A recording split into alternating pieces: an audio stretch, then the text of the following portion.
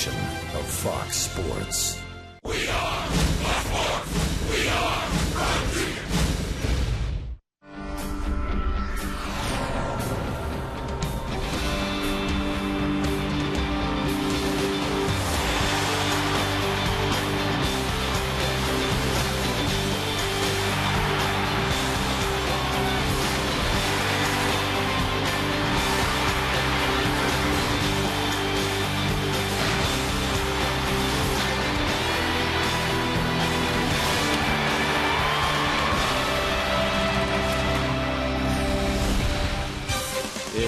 Time for Dodger Baseball.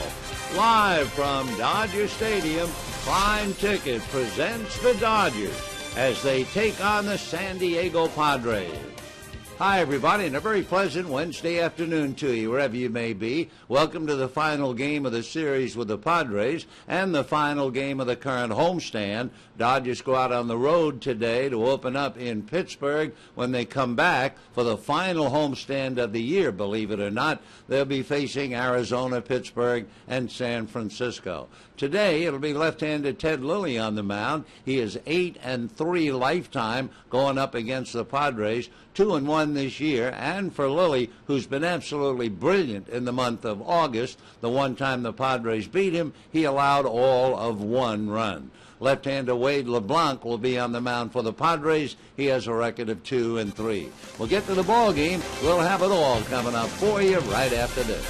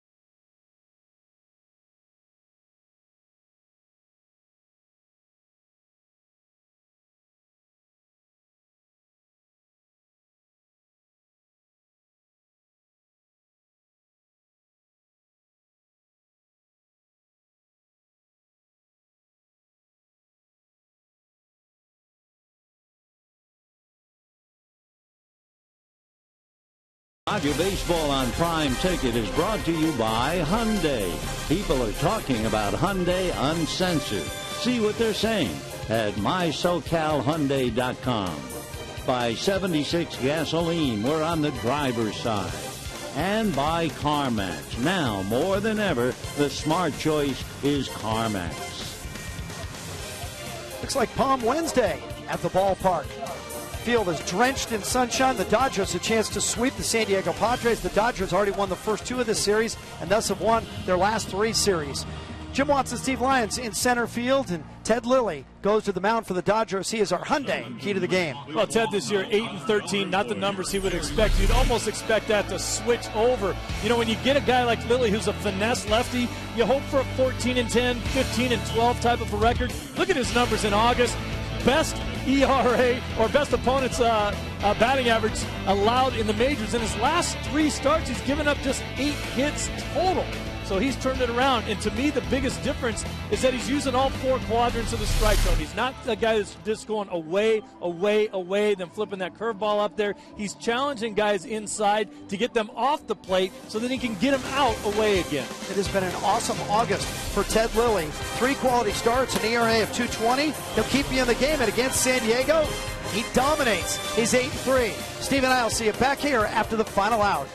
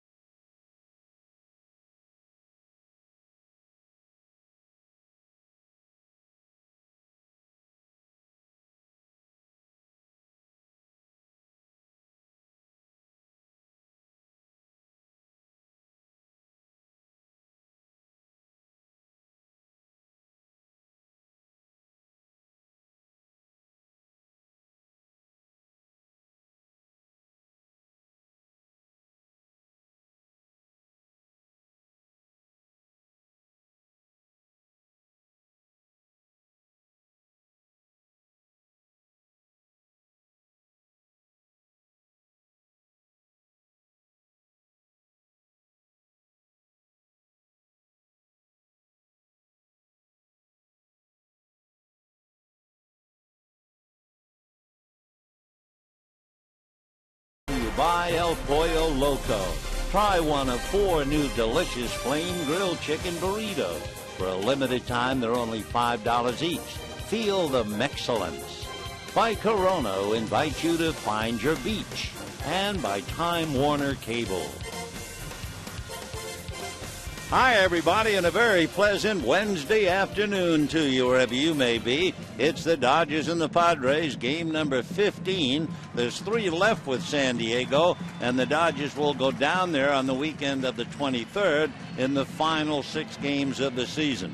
For the Dodgers, they pretty much had their own way with San Diego. They've won 10 of 14, and they have beaten them 7 of the last 8.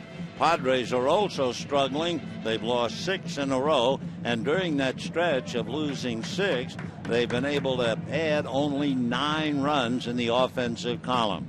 So the Padres are struggling. The Dodgers are doing pretty well. They've won 16 and lost 11 in August. Here's the San Diego lineup. Will Venable in center field. Logan Forsythe at third. Jesus Guzman looks like a good hitter. He's at first base. Big Kyle Blanks, who homered last night, is in left field. Orlando Hudson, the O-Dog, will be at second base. Alberto Gonzalez will take over at shortstop for Jason Bartlett. Aaron Cunningham will be in right field. Rob Johnson will put on the gear behind the plate instead of Nick Hundley. And the left-hander Wade LeBlanc on the mound. On the mound for the Dodgers, Ted Lilly, despite the fact an 8-13 record, Number one, he is 8-4 lifetime against San Diego. He is 2-1 in 4 starts against the Friars this year, and he's pitching well enough where his loss is where he allowed only 1 run. For Ted Lilly, that 8-13 record does not tell you how well he's been pitching in the month of August. His earned run average this month, 2.2, and the opposition hitting 157 against him. So it's a veteran left-hander showing he's got a lot left as he slowly finishes up the first year of a 3-year deal with the Dodgers. Dodgers wearing their Dodger blue, the old blue satin uniforms, although these are not satin, but they are the solid blue.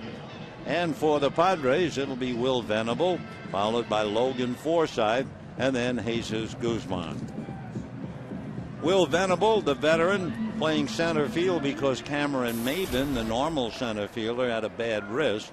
Had an MRI. They say it's okay, it's just very sore. So Maben can't play. Venable hitting .258, gets the start. Into the windup goes Ted Lilly, and the first pitch of the day is off the plate, down and away, ball 1.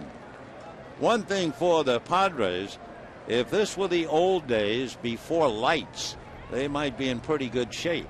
They apparently, on paper, are better in the daylight than at night. The breaking ball in for a strike, and the count 1-1. The proof positive, as Madison Avenue would say. The Padres are 28-19 in day games, but they're lost at night, 32-57. 1 ball and 1 strike, the count to Will Venable. The left-hander Lilly comes back, little breaking ball in for a strike, 1-2. The Dodgers, by the way, in day games are 2 games under 500, 20-22. I do remember going way back where they thought 7 night games a year was plenty for any team. The breaking ball is a line drive and a leaping snatch by Sellers for the out. So Justin Sellers up the ladder to take a base hit away from Venable. Line drive, otherwise heading for left field. So a nice play by Justin. 1 away. And the batter will be Logan Forsythe. It'll be interesting on this road trip. Dee Gordon is ready to make the trip with the Dodgers. And somewhere along the line on the road, they'll have Dee Gordon and Justin Sellers in the same lineup. So we have 1 away here in the first inning. Logan Forsythe hitting .219, 12 runs batted in. Forsythe had 1 hit, a single and 3 at bats last night, and he takes a strike, and the count 0-1. Logan on the road trip struggling, just 5 for 24. Had to fill in for Chase Headley, the regular third baseman, and the pitch inside, 1 ball and 1 strike. Of course, when you look at the Padres and you realize they lost Chase Headley at third, they lost Brett Harp out there in right field, they lost Cameron Maben in center, so they've had their tough times. The next pitch, high and away, ball 2, 2-1 the count to Logan Forsythe. On deck, looking like the best hitter in the Padre lineup, certainly in the series, Jesus Guzman. Lilly delivers, and a sinker swung on and missed, and the count 2-2. When Don Mattingly was talking about Ted Lilly, and he mentioned the fact that he can pick a young hitter apart. So we'll see what he does here with Forsythe. 2-2 the count. Outfield fanned out straight away. Lilly comes back to his hitter way off the plate, ball 3, 3-2. Little news in baseball today, and it came out of San Francisco. The Giants designated for assignment, meaning they've said goodbye to Aaron Rowan, the outfielder, and Miguel Tejada, the shortstop. Pitch swung on and fouled back. Rowan was the team's second highest paid player behind Barry Zito. Rowan making $12 million this year, and he was due for the same amount next year, so they cut him adrift.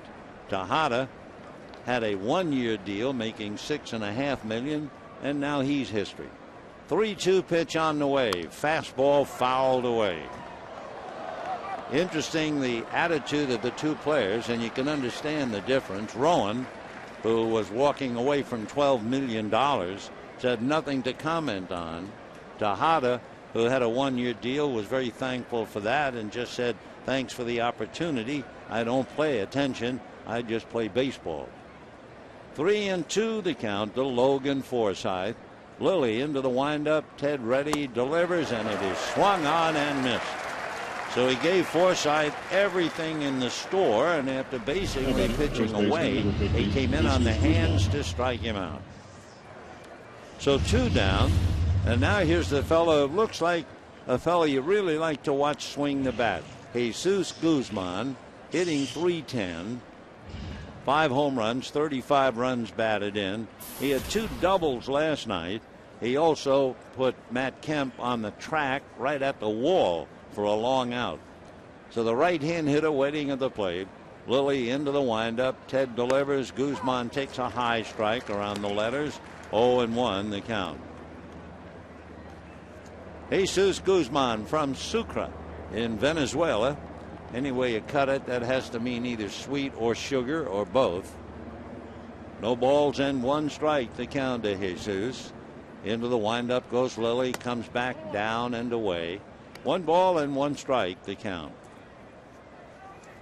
Talking about the Giants, of course, they are slowly fading in the West and in the Western Division. They're 6 games back of Arizona. Diamondbacks have won 8 in a row. The 1-1 pitch is swung on and missed. 1-2 the count to Guzman. Dodgers find themselves, after all the scuffling, in 3rd place, 6 games behind the Giants. Lilly looks in, getting a sign. Now he's ready. The 1-2 pitch to the Padre first baseman is promptly banged into left field for a base hit. Really like the way he swings that bat. Guzman single to left. And now the big fella, Kyle Blanks, coming up. Blanks may never become a great hitter, but you just know he has power with that huge frame. He is 6'6", weighs somewhere around 275 pounds. Hit a big home run last night and a double. Hitting .242, 7 home runs, 21 runs batted in. So Blanks, big right-hand batter and getting in. The left-hander Lilly working from the 3rd base side of the rubber. Blanks out of Sellersville, Pennsylvania, but lives now in New Mexico. And he takes the pitch high, ball 1, 1-0. No score, we're just starting. Top of the 1st inning. The final, the last of the throwback games. Music from the 40s, and the Dodgers wearing the powder blue uniforms that used to be satin way back when. A little high slider with a late break to it, and it's in there for a strike, and they count 1-1. Ted Lilly has always had 2 things to contend with: how to stop stolen bases and how to stop giving up home runs, and he's been burned in both areas. The 1-1 pitch is instead a throw to first. In the last 2 years, the league has stolen 49 bases and been caught only 3 times. That's shocking. That's a 94% success percentage. And it is particularly shocking because it's a left-hand pitcher. You'd figure he could corral the runners a lot better. Ted out of his stretch, the 1-1 pitch, and that's foul back, and they count 1-2. The other thing that has continued to plague Ted Lilly, home runs. He has given up 28 home runs so far this year. And among active pitchers, Tim Wakefield has given up 414, Javier Vasquez 372, Livan Hernandez 346, and Ted Lilly 285. Here's the 1-2 pitch coming up. Lilly said, here he comes, and it's swung on and missed. High up around the shoulders at least. So he winds up striking out Forsythe and Blanks. No runs, 1 hit, a man left. And at the end of half an inning, no score.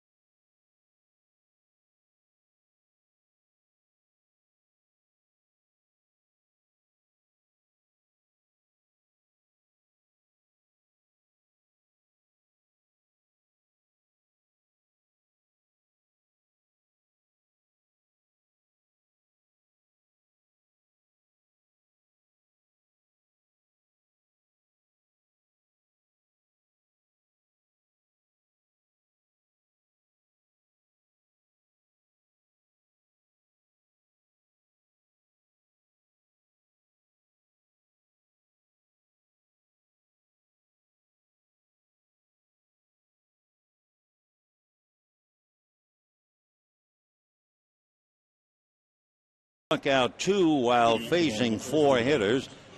And we go to the bottom of the first inning and take a look at the Dodger lineup. Justin Sellers leads off at shortstop. Tony Gwynn in left. Matt Kemp in center. Juan Rivera in right. Casey Blake returns to the lineup at third. James Loney at first. Rod Barajas the catcher. Eugenio Velez at second base. Ted Lilly on the mound. On the mound for the Padres, 27-year-old Wade LeBlanc out of Lake Charles, Louisiana. Gets his first pitch in for a strike. LeBlanc at 27 is 6'3", 200-pounder. Second-round pick by the Padres 5 years ago. The left-handed strike one pitch is promptly banged into right field for a base hit.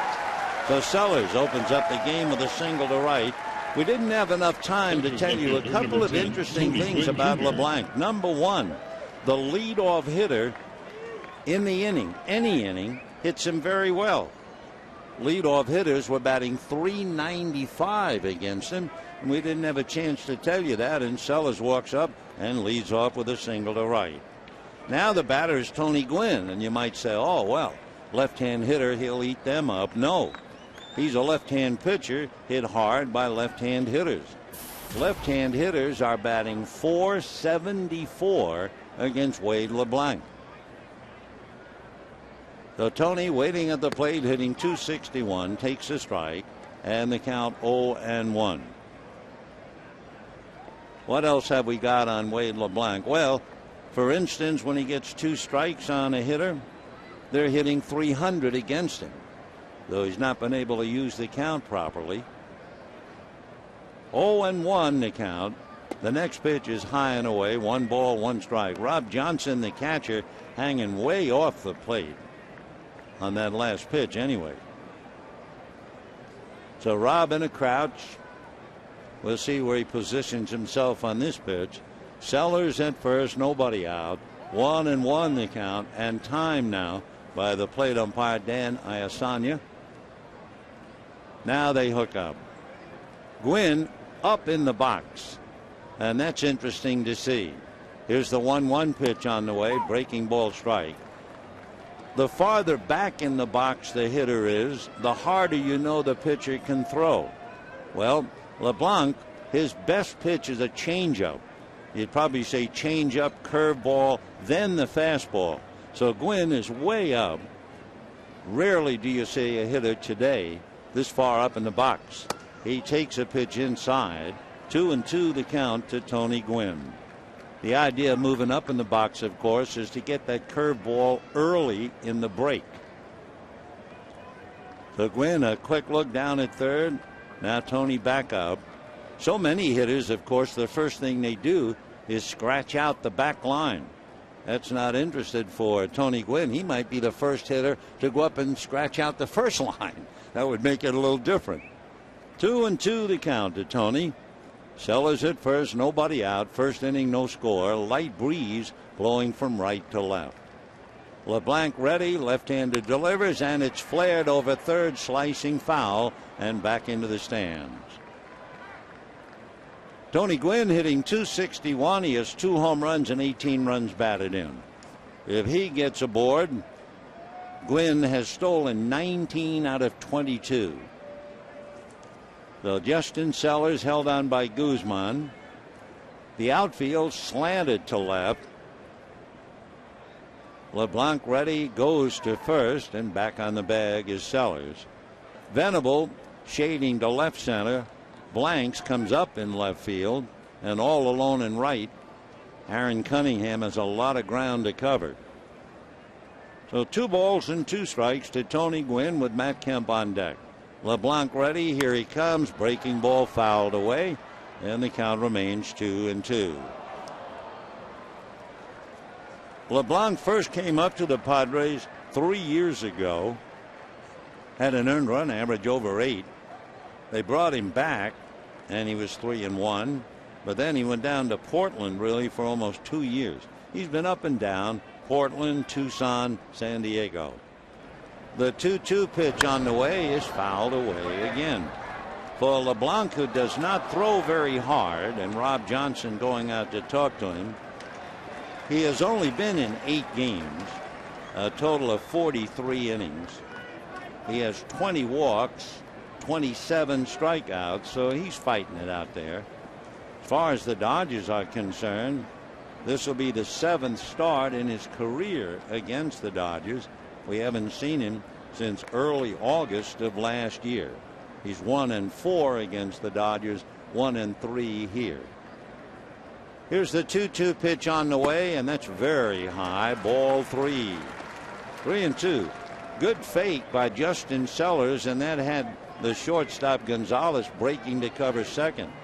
If Gwynn had hit a ground ball toward short, there wasn't anybody there to field it. And Kemp tuning up on deck.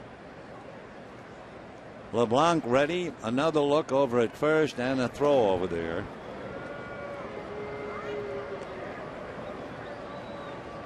Sellers, a young player without much experience in seeing the moves of the other pitchers in the league.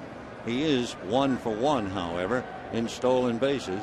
He's going to draw another throw.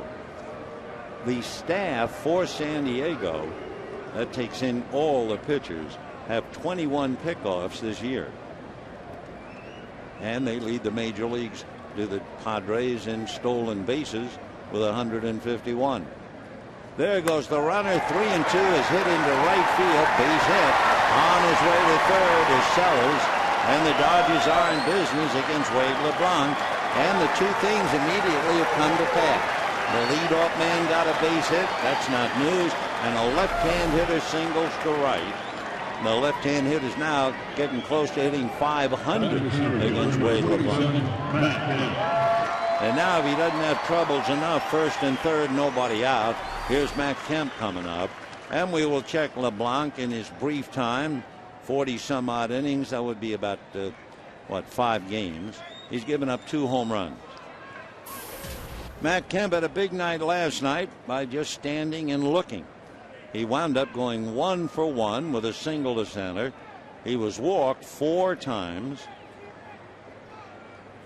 And here he is hitting .321. So LeBlanc, left foot on the rubber, looks down to get a sign.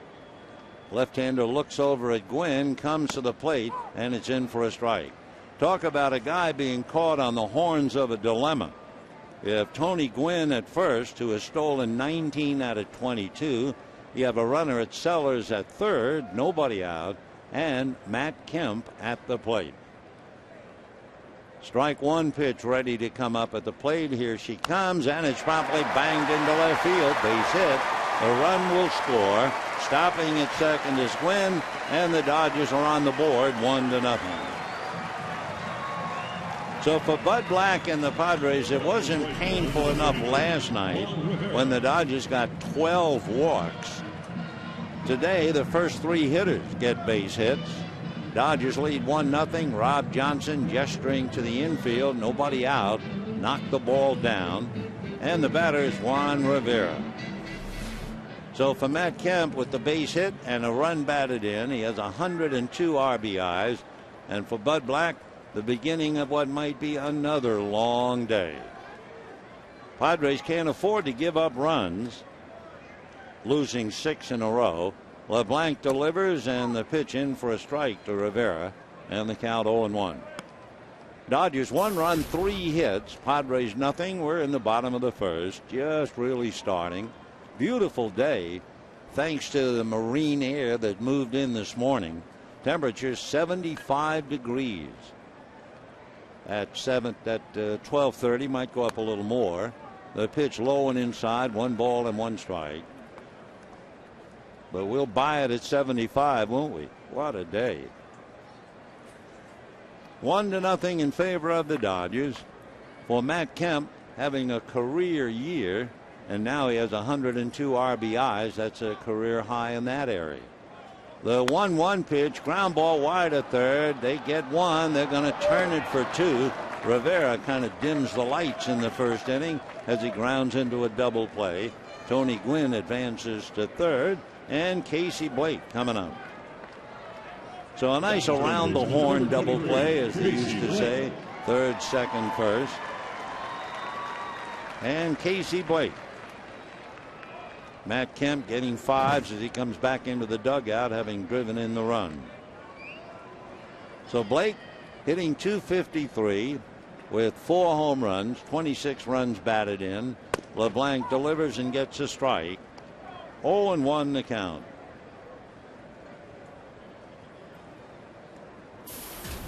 Tony Gwynn walking down the line from third, and I mean walking down the line. The next pitch to Blake is punched the other way to first. The overhand throw from Guzman to LeBlanc in time for the out. So the Dodgers get 3 consecutive singles for a run. LeBlanc walks off thanks to the double play, and at the end of an inning, 1-0 Dodgers.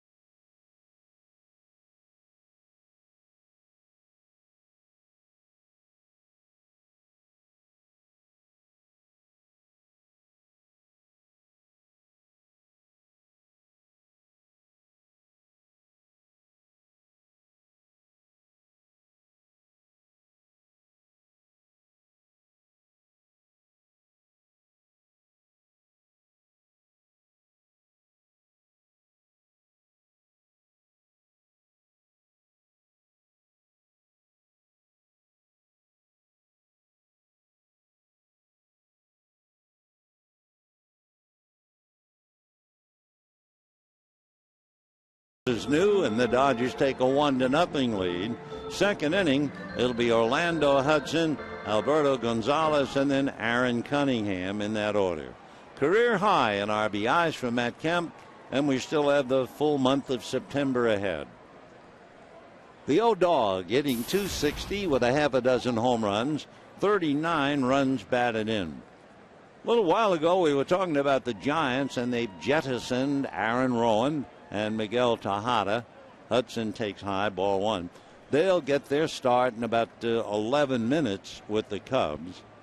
The Giants have really hit the skids. Here's the 1-0 pitch on the way. Orlando takes ball 2.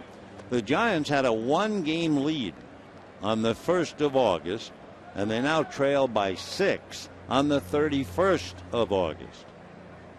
So according to T.S. Eliot, April is the cruelest month, but not to San Francisco fans. The pitch a strike and the count 2-1. Over the last 25 games, the Giants are hitting .173 with runners in scoring position. Here's the 2-1 pitch, and Hudson bangs it on the ground to short. Sellers up with it and throws him out. So 1 away here in the second inning. And the batter will be Alberto Gonzalez. You know, the Coca-Cola Value Pack is available for Wednesday and Sunday Dodger home games.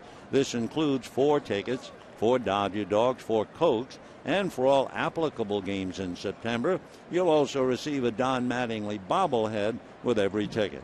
All starting at $20 a seat. Lily ready and delivers. Gonzalez takes a change off the plate, ball 1. If you'd like more information, go to Dodgers.com/specials. Gonzalez hitting .230.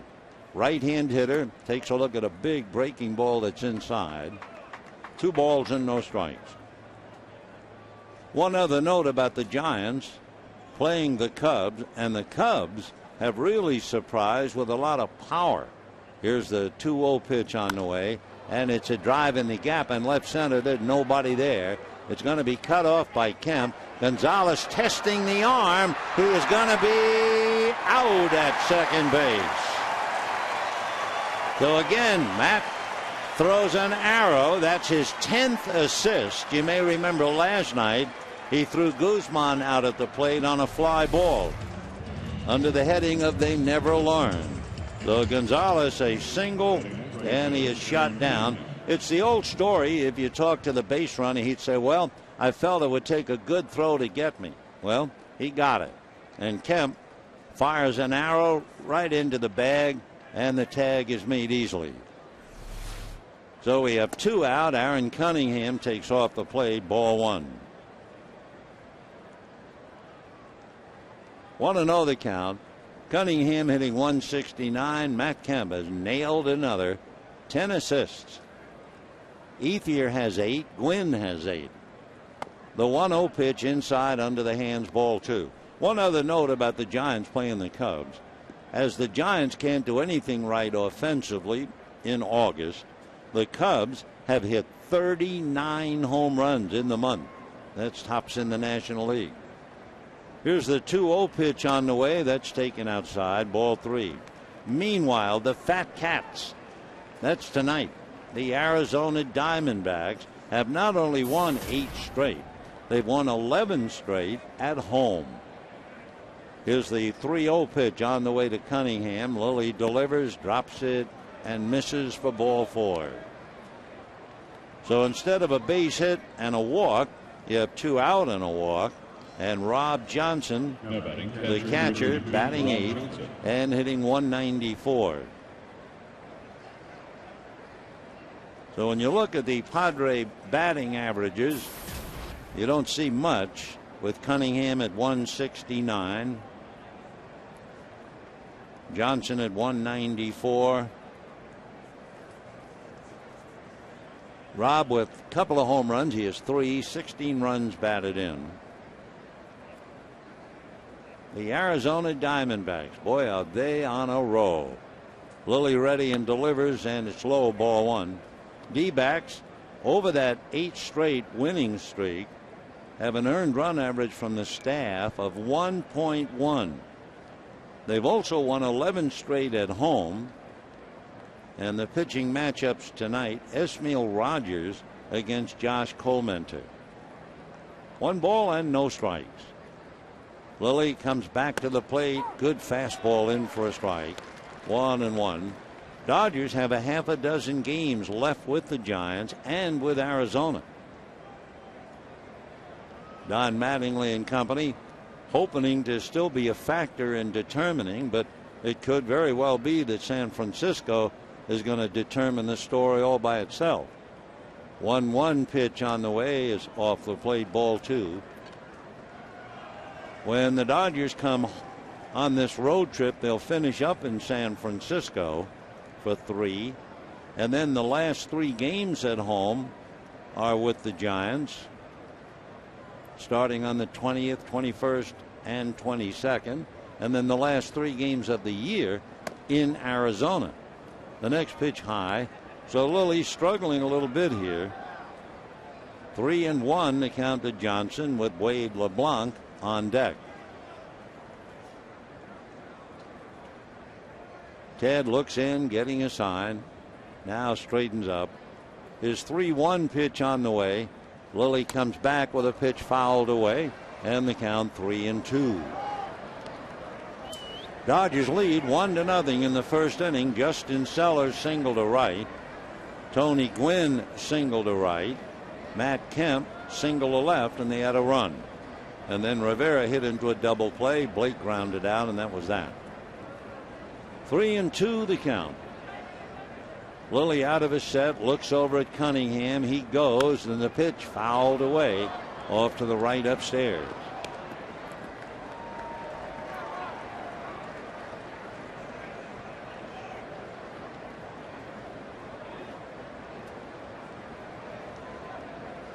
Padres did some scoring after the All-Star break. They had 3 big games where they piled up a lot of runs. So if you compare the Dodgers going into this game with the Padres, their offense doesn't show much of a difference. Runner goes on ball 4, so that throw by Matt Kemp gets bigger and bigger. Instead of having bases loaded, at least The first and second 2 out, and the pitcher comes. The game is played and settled by runs, okay? All right. The Padres going into this game at 512 runs. The Dodgers going into this game 520 runs. So after all those games, only a difference of 8 runs. All right. 2 on, 2 out, and here's LeBlanc. Left-hand pitcher, left-hand batter. Lilly ready, comes to the plate. First pitch popped into shallow left field. It's gonna drop. Here comes the run. Gwynn's throw, not in time. And just like that, the Padres on a pop fly single by their pitcher even it up 1-1. Little fly ball single. Cunningham brings in the run. Johnson stops at second. And LeBlanc gets a base hit and a run batted in. Now Will Venable checking in. So really the inning could be bigger and bigger except for that great throw by Matt Kemp. Venable hit one to a line drive heading for left field, and Justin Sellers, the shortstop, climbed the ladder to one-handed. The left-hand batter a big swing and a miss, and the count 0-1. So each side 1 run, 3 hits. When LeBlanc was called up from AAA, he was swinging a hot bat. He was batting .381 in AAA. Now he gets the base hit to tie up the game. And Venable lifts one up into that bright blue sky. A trio of Dodgers, and it's the middleman, Matt Kemp, to make the catch. So Kemp has certainly figured prominently, and at the end of an inning and a half, we have a 1-1 tie.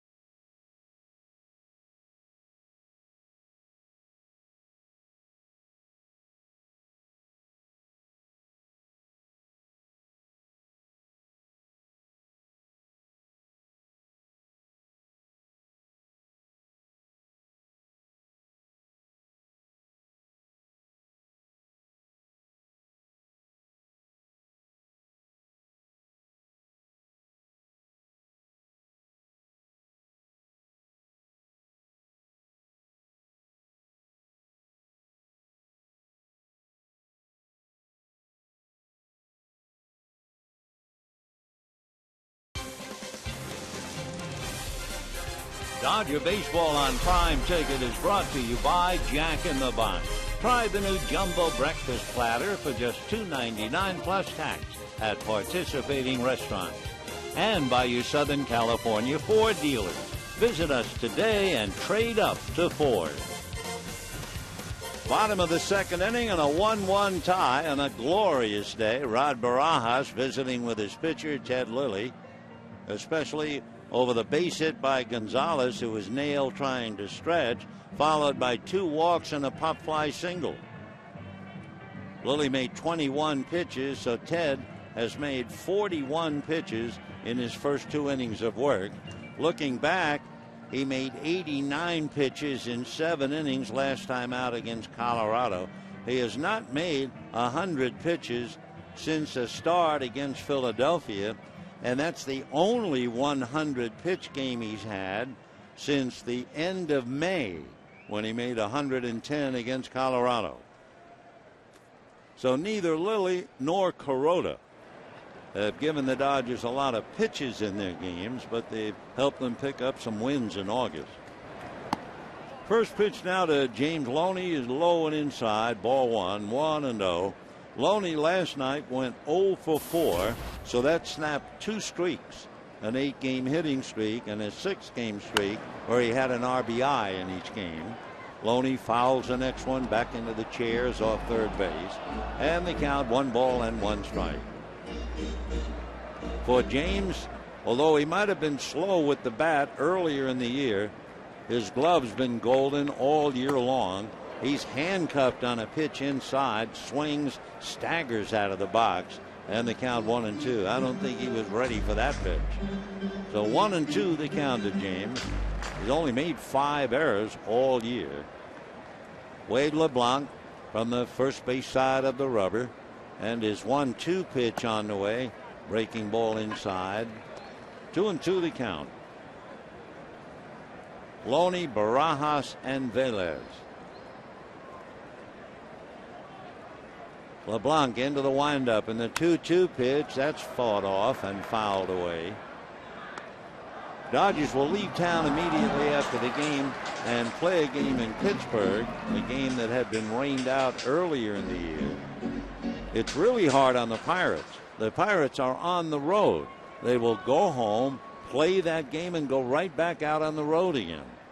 2-2, Loney grounds it foul over towards the Padre dugout, and it's still 2-2 to James.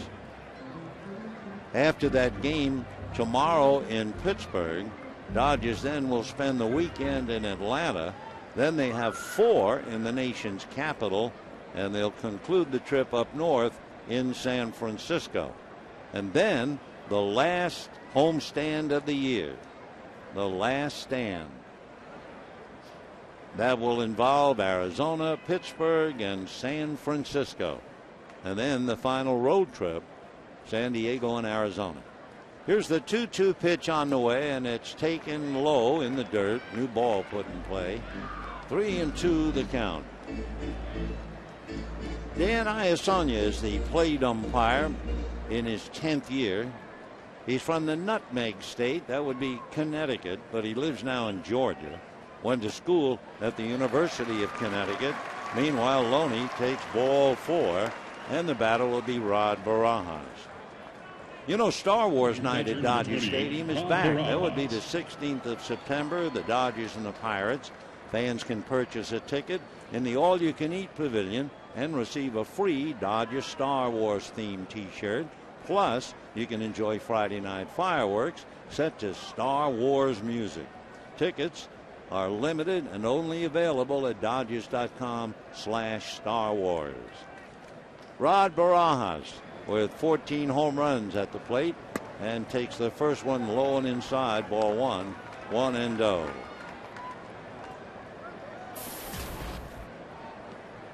Rod taking a look at Tim Wallach. Loney at first. 1-1 tie, bottom of the second inning. LeBlanc set, kind of looks over sideways out of the corner of an eye. Comes back to Barajas low, and he's behind 2-0. Loney doesn't do much running, but he is perfect. He's 3 for 3. Barajas, basically a fly ball hitter anyway, so they're not too concerned about the double play. He's only hitting 3. Here's the 2-0 pitch on the way. LeBlanc ready. Here he comes, and it's fouled away, and the count 2-1. By the way, in talking a minute ago about Dan Iassogna, we want to mention the fact that, among other things, Dan is a frequent blood platelet donor. He works with the Chicago Fire Department in support of the Bucks for the Burn camp, which helps children that were burned in fires. So a very, very worthwhile human being. Dan Iassogna, the plate umpire. 2-1 the count to Rod Barajas. LeBlanc ready, checking, left-handed deals, and the fastball is low, so he's behind 3-1. Well, you would say to yourself, a big, heavy veteran catcher to try and stay out of the double play. They might run Loney on a 3-1 count. We'll see if they play run and hit. Barajas doesn't hang around much. He's only walked 16 times.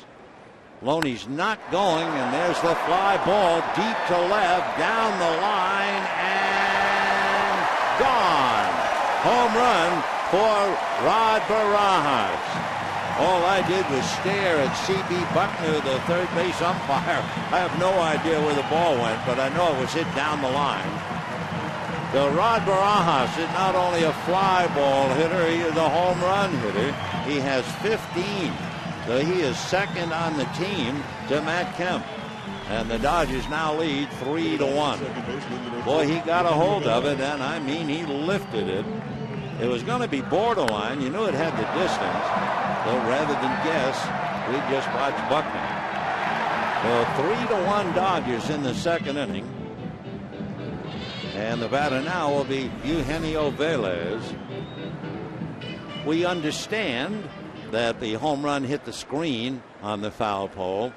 It was too close for comfort to me. I've learned that years ago. When they hit him down the line, don't guess, look at the umpire. Meanwhile, Eugenio Velez looking, not desperately, but nevertheless looking for a hit. He is 0 for 28 at-bats as a Dodger. So Eugenio waiting, and the strike one pitch, breaking ball in there. Switch hitter, batting right-handed against the left-hander.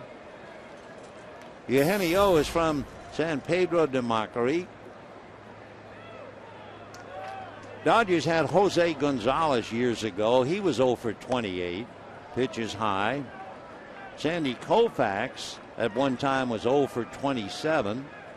Brett Tomko about 4 years ago was 0 for 24. So here is Velez, and he swings and doesn't get it. So he's not only 0 as far as being with the Dodgers, 0 for 29. He was also 0 for 9 when he was with San Francisco. He's got a long 0 for, and as he goes by, gets a pat on the back from Trey Hillman. It's tough. Now another encouraging whack. The guys understand how tough it is. He doesn't play very often. The old story, if you don't play, it's awfully hard to play. Meanwhile, Ted Lilly, a big hack, fouls it back. Dodgers lead 3-1. We're in the bottom of the second inning. Loney walks. The home run by Barajas. Velez strikes out. And the strike one pitch, Lilly looks at a strike, and the count is 0-2. So the Dodgers 3 runs on 4 hits. Padres 1 run, 3 hits. And the strike two pitch swung on, lifted up along first. Charging down the line is Guzman to backhand it, go to his knees and then turn over, but he's okay. Near collision between Guzman and the big catcher Rob Johnson. I think Wade LeBlanc was heading towards the first base foul line. You don't see him in the picture there, but I assume LeBlanc was hollering because Rob Johnson backed off to give Guzman some room. And of course, that's the thing a good pitcher, a thinking pitcher should do. Rather than be a spectator, he should direct traffic. So the pitch now is to Justin Sellers, and that misses for ball 1. 1-0 the count. A walk to Loney and a home run by Barajas. The 1-0 pitch is swung on and missed. 1-1. Last night we were talking about Hiroki Kuroda being 5 outs away from a no-hitter. He didn't get it. But that was also a pretty important night for Rod Barajas, as Sellers fouls the pitch back. On that night a year ago, early in August, when Kuroda came close to pitching a no-hitter, Rod Barajas hit his first home run as a Dodger. And boy, what a lovely moment that was for him. A drive to left, but the big guy out there, Blanks, is at the other end of it. That'll do it for Sellers and the Dodgers. 2 runs, 1 swing of the bat by Rod Barajas. And the Dodgers lead 3-1.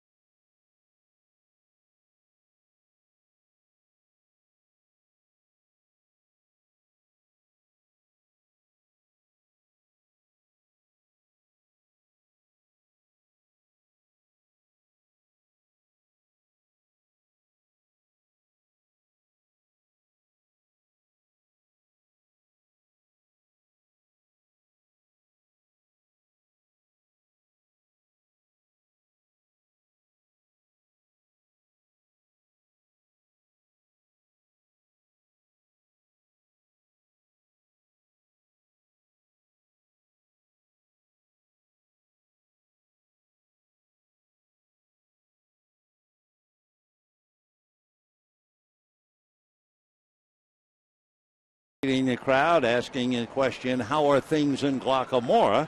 Well, things are pretty good here at Dodger Stadium. A gorgeous day. Rod Barajas grinning from one side of the mast to the other, and the Dodgers lead 3-1. Now it's Logan Forsythe that takes the first pitch for ball one. He struck out in the first inning.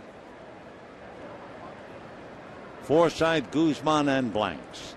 Ted Lilly ready. Back he comes high again. 2-0. Lilly made 41 pitches in the first 2 innings, so he's trying to cut back on that for sure. Logan Forsythe waiting, right-hand hitting third baseman, and the 2-0 pitch taken inside, too close for comfort. Ball 3. Lilly, remember, walked 2 in the second inning, which of course brings up that nightmare for Tim Stauffer last night. 3-0 pitch on the way, drops in for a strike. 3-1. Forsythe waiting. The outfield fanned out about straight away. Lilly into the windup, and his 3-1 pitch on the way. Swung on, lifted foul off third. Coming over is Casey Blake, right at the railing, and runs out of room. Goes back down and bounces up into the stands. And Casey goes back to his position. 3-2.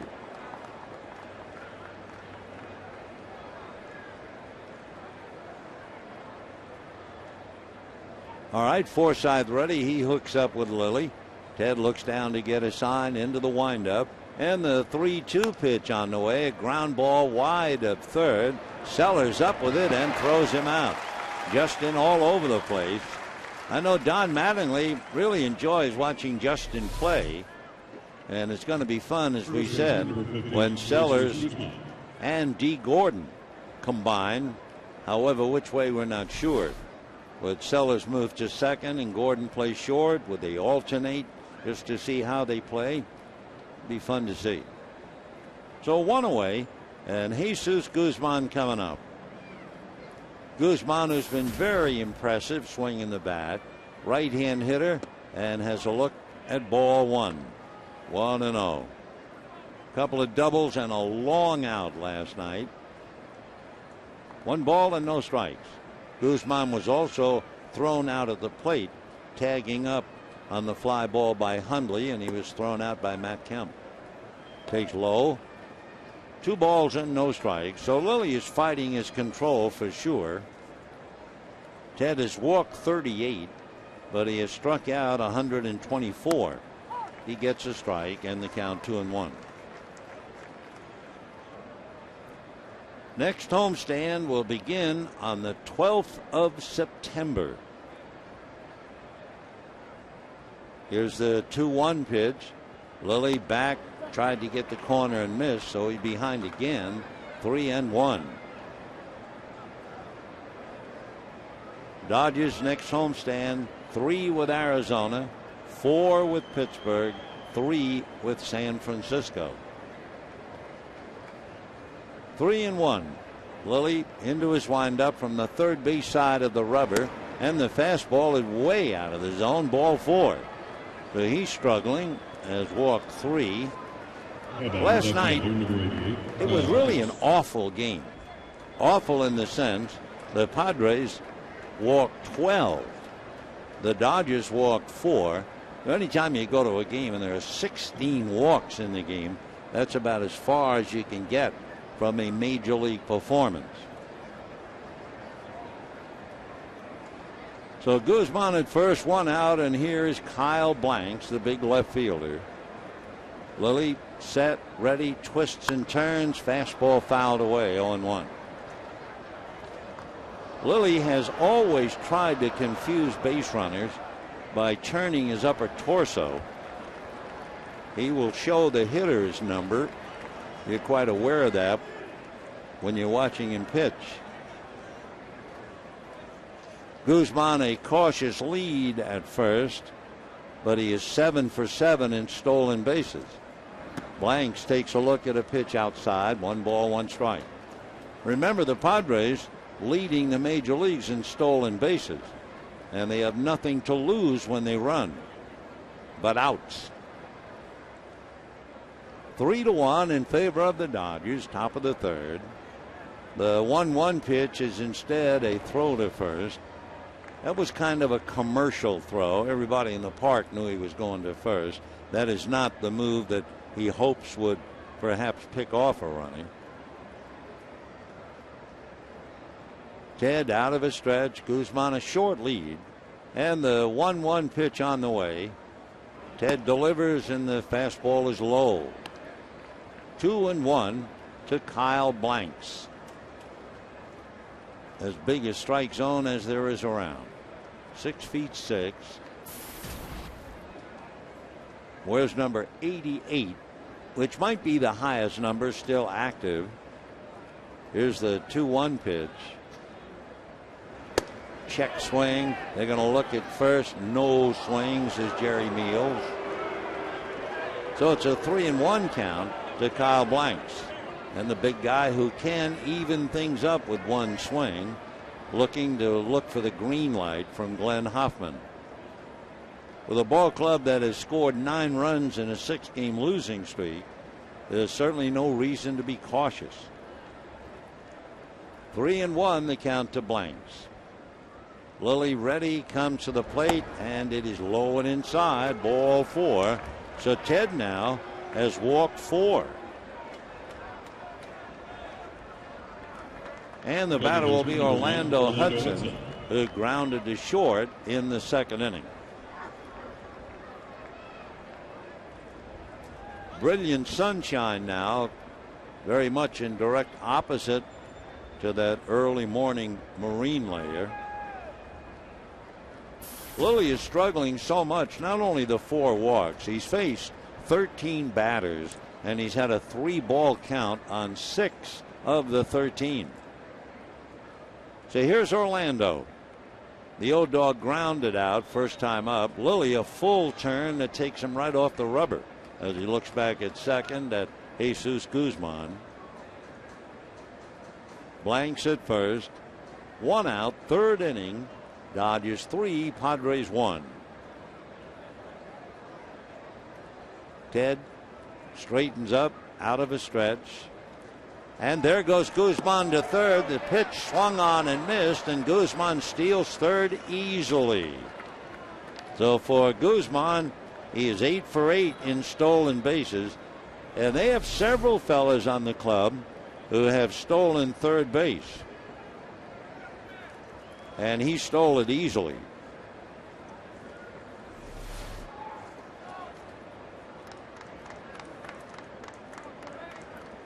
Guzman appears to be a very talented base runner, good fielder, and a good hitter.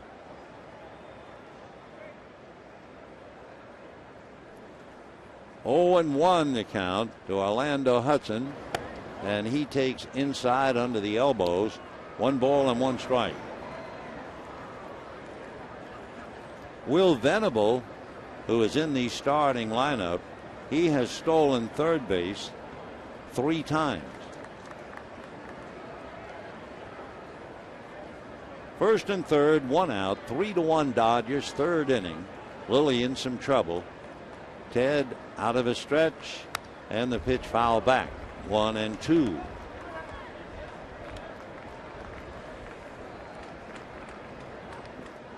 Lilly trying to slow the pace down now with a new ball. Rubs a wrinkle into it, standing behind the rubber. Meanwhile, Guzman at third, Blanks at first. And Ted comes down onto the grass as Barajas came out in front of home plate and hollered something out to him. 1 ball and 2 strikes. Lilly a long look, now straightens up. And the pitch to Orlando Hudson. 1-2 curveball, but it stayed way high. Hardly any break at all to it. 2-2 the count. Hudson, the switch hitter, has only grounded into 3 double plays.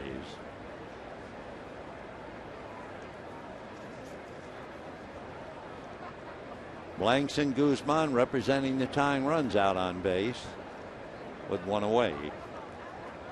2-2 pitch to Orlando Hudson is swung on, squirted down to Loney. He's on the bag for an out, throws to Barajas, and they've got Guzman tagged out. The double play, and see you later. So with everything else that sours for the Padres, they run out of the inning on a ground ball to Loney, and then the play going from Loney, Barajas, and eventually the tag by Blake, and it's 3-1 Dodgers.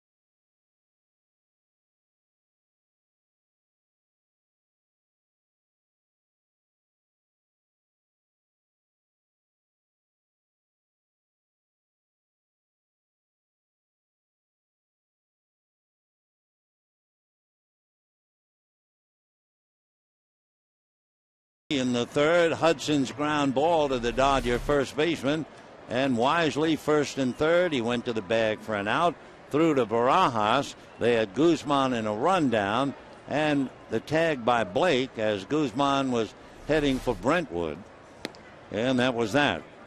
So bottom of the third, 3-1 in favor of the Dodgers. Tony Gwynn takes ball one, then Kemp and Rivera. 1-0 pitch is down and away. Dodgers 3 runs, 4 hits. Gwynn, left-hand batter, and as we mentioned earlier, left hand is Ware LeBlanc out. 2-0 pitch on the way. Pop foul off third, out of play, and the count 2-1.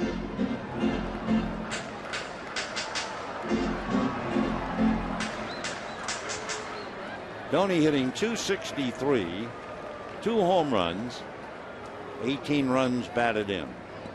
Now the 2-1 pitch on the way, sliced foul again, out of play, 2-2. Another thing we were talking about Wade LeBlanc, we told you that left-hand hitters wear him out. The leadoff man in an inning. Well, Sellers led off the first with a single. Loney led off the second with a walk. And here's Gwynn with a 2-2 count. When Tony singled in the first inning to right field, that was a 9-pitch at bat. LeBlanc delivers another foul ball. LeBlanc coming into this game walked 20 and struck out 27. His only strikeout today was Eugenio Velez. 2-2 the count. 3-1 Dodgers, bottom of the third. And the pitch to Gwynn. Swung on, hit to right field down in the corner. On the run is Cunningham and makes the catch for the out. And in fair ground as well. So you're hitting the road. You can take the Dodgers with you. Subscribe to MLB.TV today. See every Dodger game live or on demand on your computer and your favorite devices. Visit Dodgers.com to order and get more details. MLB.TV, baseball everywhere. Tony Gwynn, long fly ball to right, one away. Now Matt Kemp. LeBlanc's pitch down and away, ball one. They just about had to pitch to Kemp. First and third, nobody out first inning, and he singled in the run. Now Matt takes a strike, 1-1. We mentioned when Matt Kemp threw out Gonzalez trying to stretch a single into a double that it was his 10th assist. Pitch outside. He is now tied for the National League lead in assists. Matt Kemp, Carlos Gonzalez, Carlos Lee, and Ryan Ludwig all have 10 assists. Matt fouls another one away. 2-2 the count.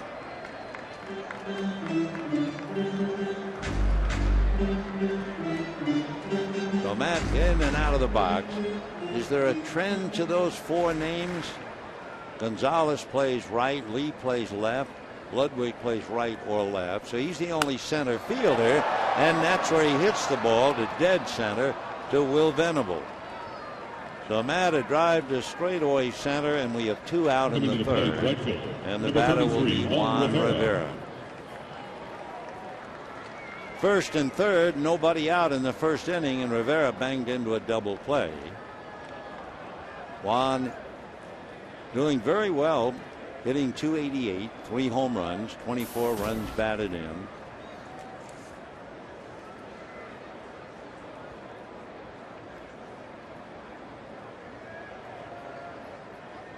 Rivera with the Dodgers has grounded into 4 double plays, and he takes ball 1.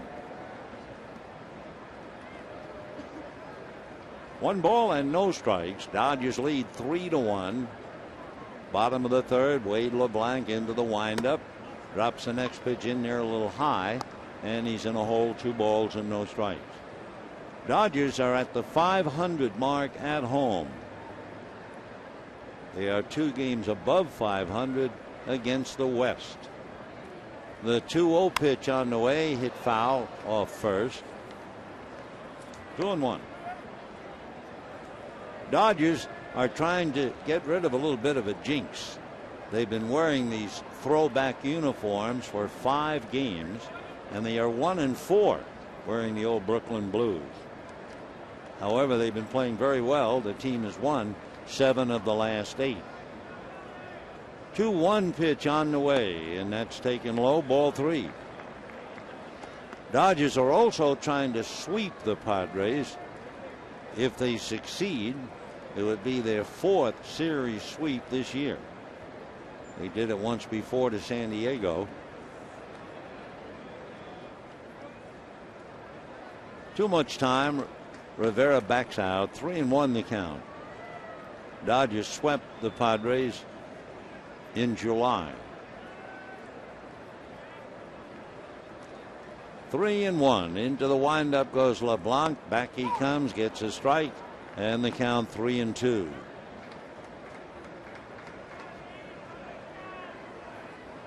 Rivera in and out of the box, making LeBlanc wait.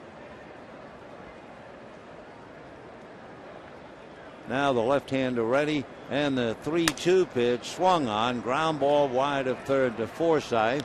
Logan makes the play. Dodgers go quickly, 6 in a row retired by LeBlanc, but as he walks off, Dodgers lead 3-1.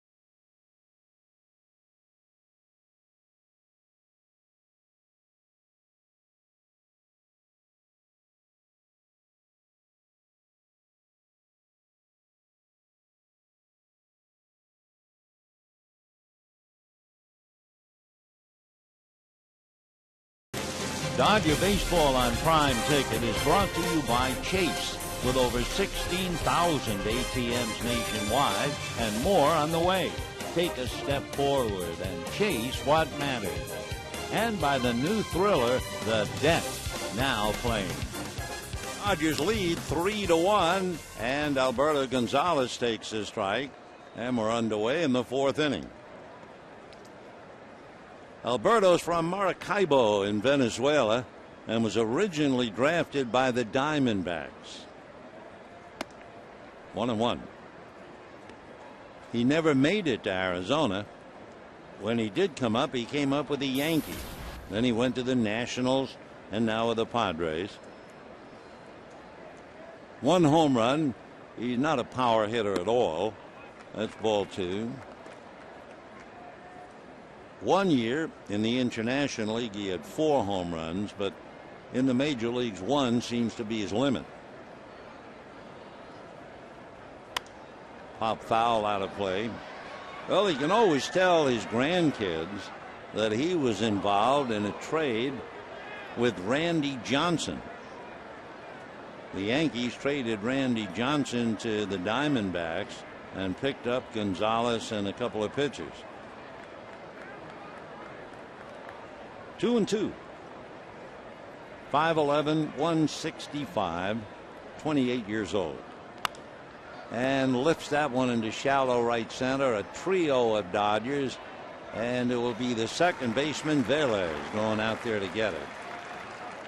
Flanked by Kemp and Rivera. Right fielder Aaron Cunningham. So Gonzalez pops it up, 1 away. Aaron Cunningham walked, came around to score a run in the second inning.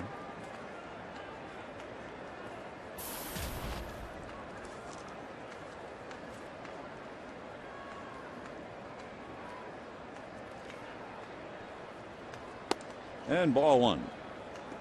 Cunningham, we've mentioned it a couple of times during the series.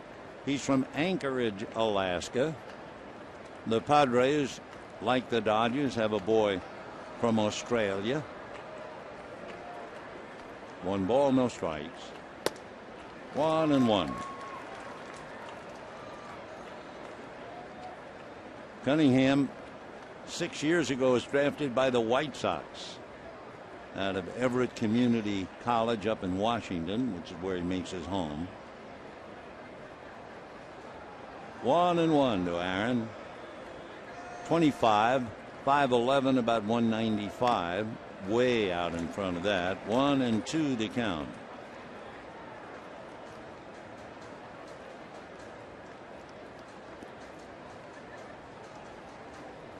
Dodgers 3 runs, 4 hits. Padres 1 run, 3 hits. The difference, 2-run home run by Rod Barajas. Fastball, foul back.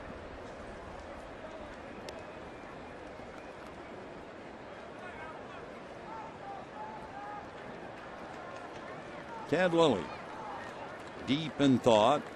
Boy, he's had a wonderful month.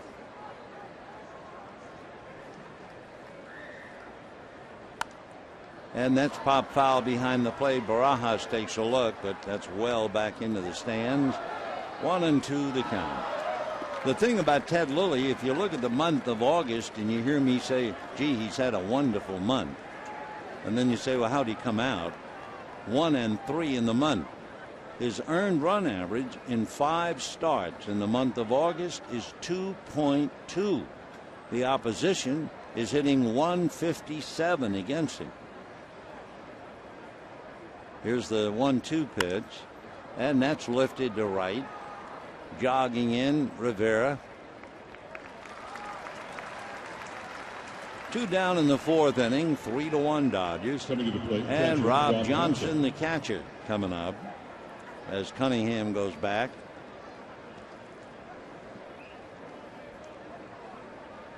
Though with 2 out, Johnson, who's from Anaconda in Montana.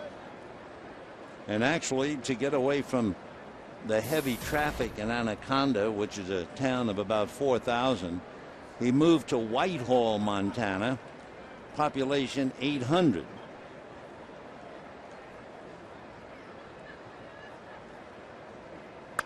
Foul ball, 0-1. Did you ever see the movie Jeremiah Johnson, Robert Redford? Wasn't that a wonderful outdoors movie? The cold and the bear chasing him right through the house. 0-1. In there. 0-2.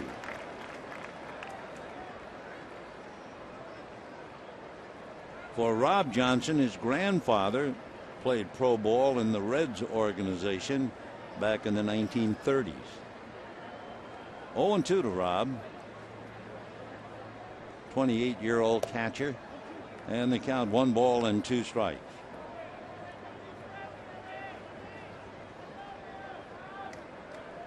Rob wound up playing ball at Saddleback Junior College, headed for the University of South Carolina, and then he switched to the University of Houston, and that's where the White Sox finally picked him up. In fact, check me, make it the Mariners. 2-2 to Rob Johnson.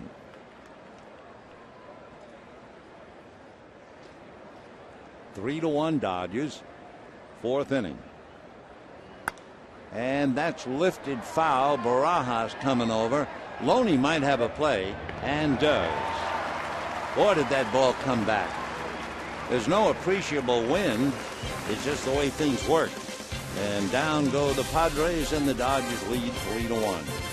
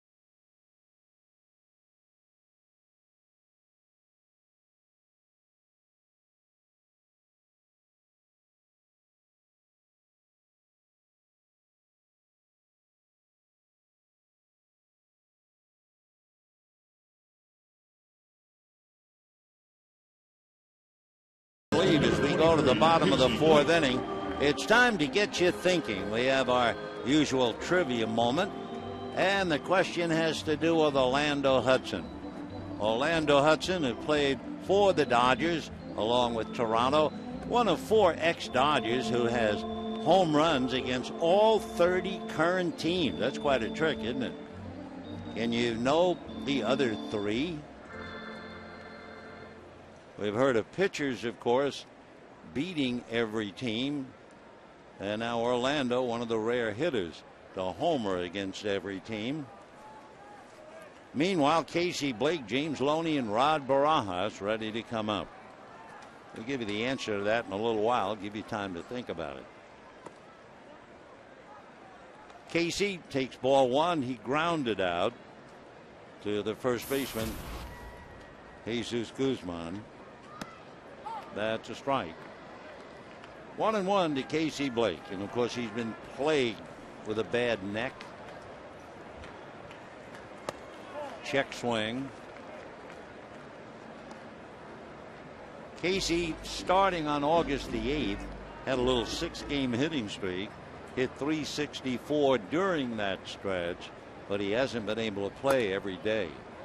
Takes high, ball 3. In fact, Blake has been in 62 games for the Dodgers. This is game number 135, and he whacks it down the left field line in the corner.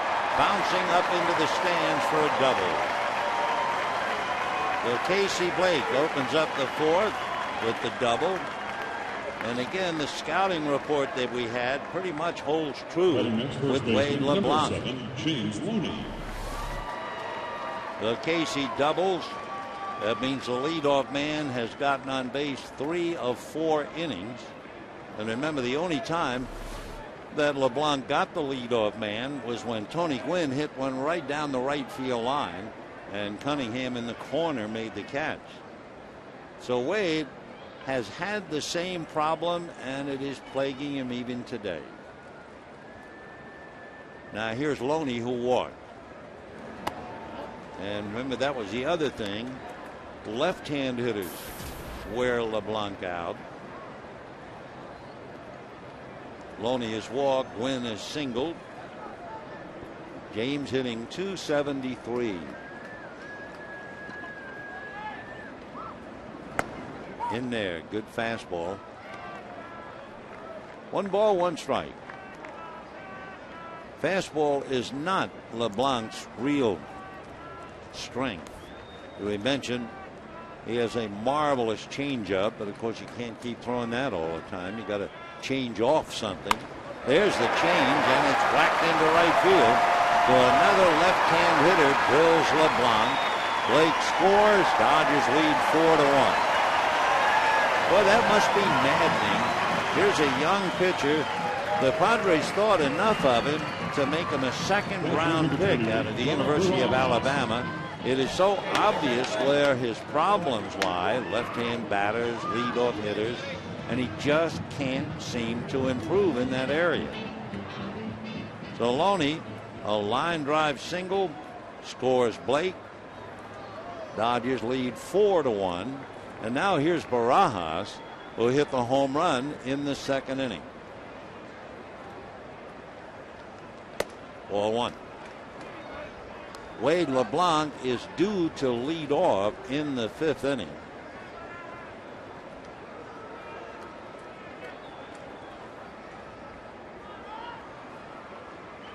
One ball and no strikes. In there. Rod hit his 15th home run of the year in the second inning with Loney aboard. 41 runs batted in. When he played for Texas 6 years ago, 21 home runs, a career high. 1 ball and 1 strike.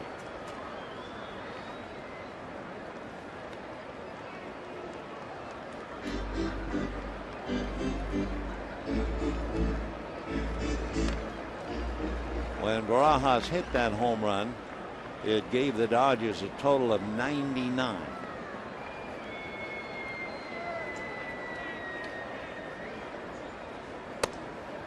And ball 2. The Padres for the year have hit 77.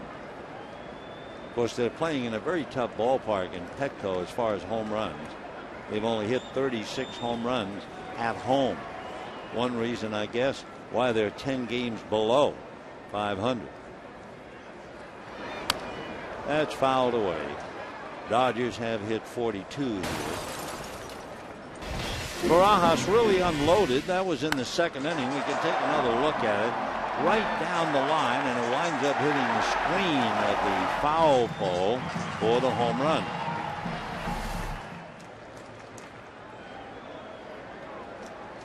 Two and two.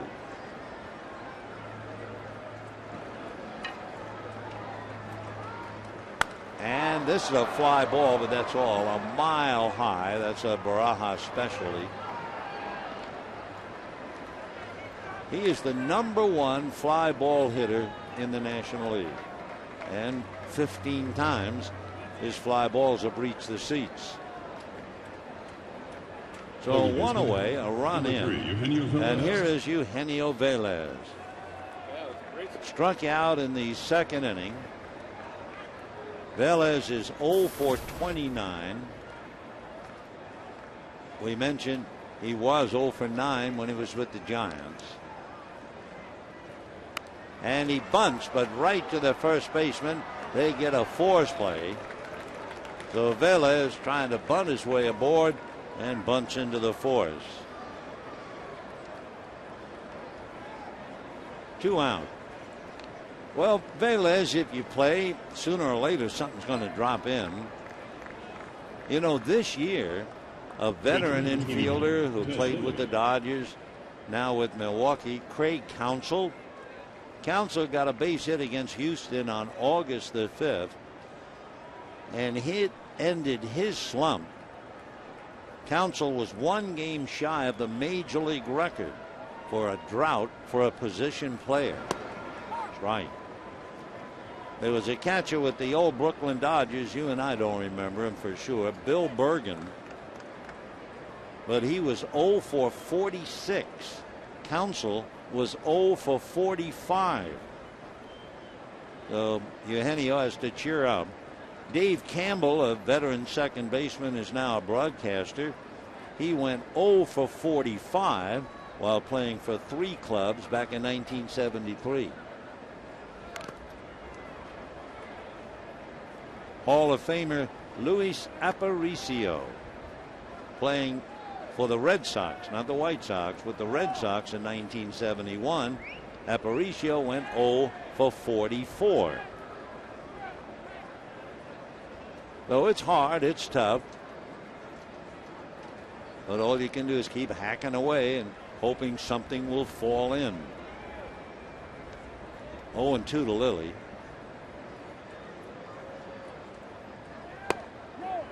Just tied him up inside, and he was able to hold the bat back.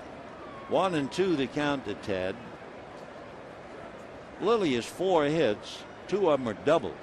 He has 3 runs batted in. Strikes out less than 20% of the time, so that makes him a little dangerous. 2-2.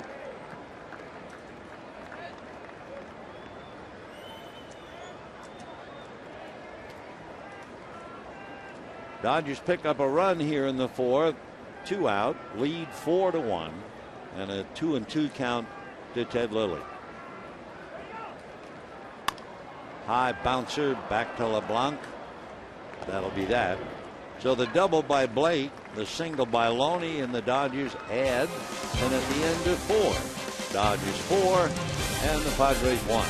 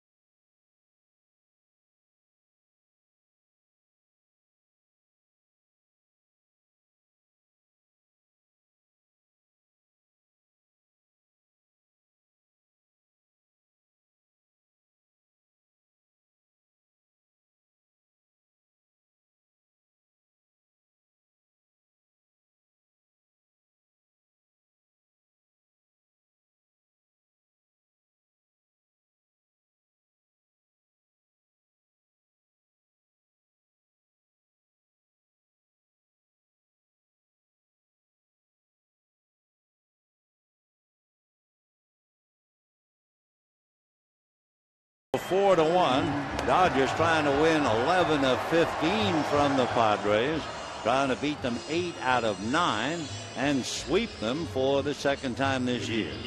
Okay, remember we gave you the trivia question. Orlando Hudson, one of 4 active ex-Dodgers, who has home runs against all 30 current teams. Who are the other 3? Adrian Beltre, J.D. Drew and Jim Tomei.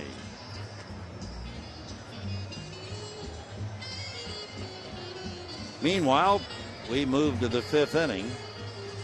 4 runs, 6 hits for the Dodgers. 1 run, 3 hits for the Padres. Ted Lilly has been struggling with his control a little bit, maybe not quite loose enough. So before this inning started, he started warming up with Barajas behind the mound on the grass. Long tossing. Seems a little late to be doing that, but the veteran knows what he's doing out there. And a strike to LeBlanc. Wade LeBlanc had a fly ball single to drive in a run in the 2nd inning. 1 ball and 1 strike. 4 runs, 6 hits for the Dodgers, including home run by Barajas and a double by Casey Blake. Fastball is hit down to Eugenio Velez. 1 away.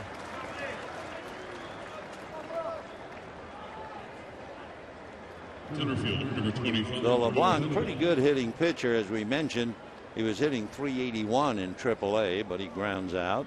Now Venable lined out to short. That was a leaping catch by Justin Sellers. Then last time up, Will hit a fly ball to center.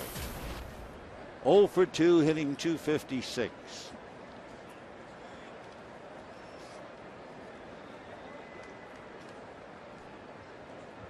It's hard for the Padres to catch up once they fall behind. They do not have a hitter who has homered in double figures. So it's not so easy to go up there and peck away like an angry moth and get back into a game. The big home run hitter is Cameron Maybin, who's out with a bad wrist. He has 8 home runs.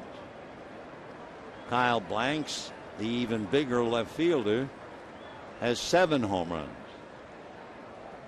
Of course, the Dodgers have the big 31 home runs by Matt Kemp, 15 home runs by Rod Barajas, 11 home runs by Andre Ethier, and all the Padres have is a broken bat, and Will Venable going back to get another.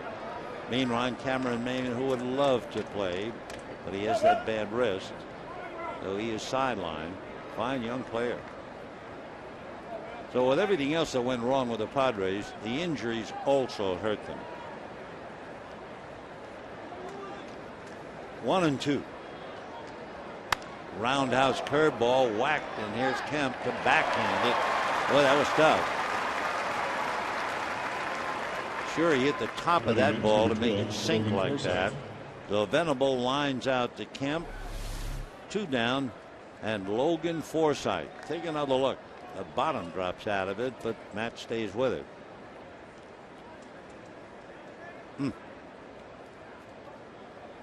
Not easy at all. Forsythe has struck out, grounded out 0 for 2. I would guess if you added up the home runs by the starting players for the Padres, it would not add up to the home runs that Matt Kemp has hit this year. A reasonable guess. 1 ball and no strikes. 2-0.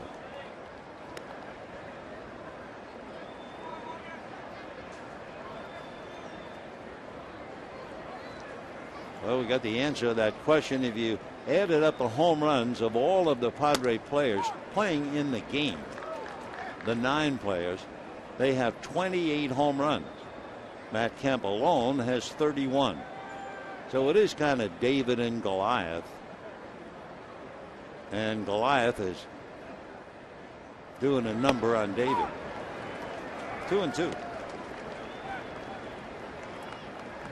Although I don't think anybody looks at the Dodgers of 2011 as Goliath. Maybe only San Diego. 2 balls and 2 strikes. 4-1 Dodgers, 5th inning. And a high fly ball to deep left.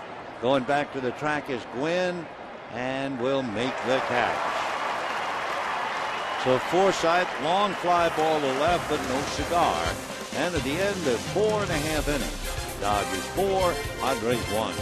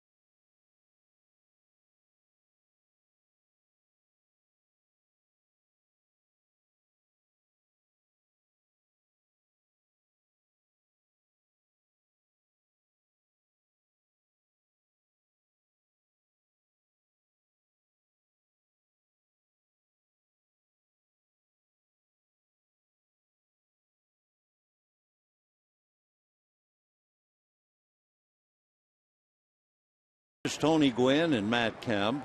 Dodgers lead 4-1. And Wade LeBlanc going to work. Ball 1. Sellers single to right, lined out to left. Strike. 1-1 to Justin, the boy from Huntington Beach. I wonder if we're going to see the Little League champions. I think they're going to have a parade in Huntington Beach, but I'm sure if it's possible during the homestand, the Dodgers would certainly like to salute them. Still 1-2.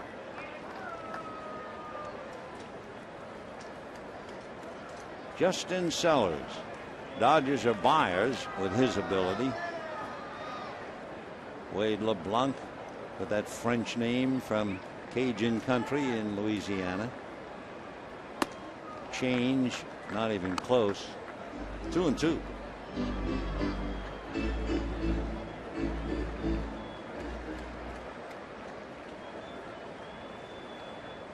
Foul back.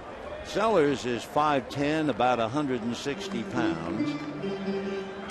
25 years old.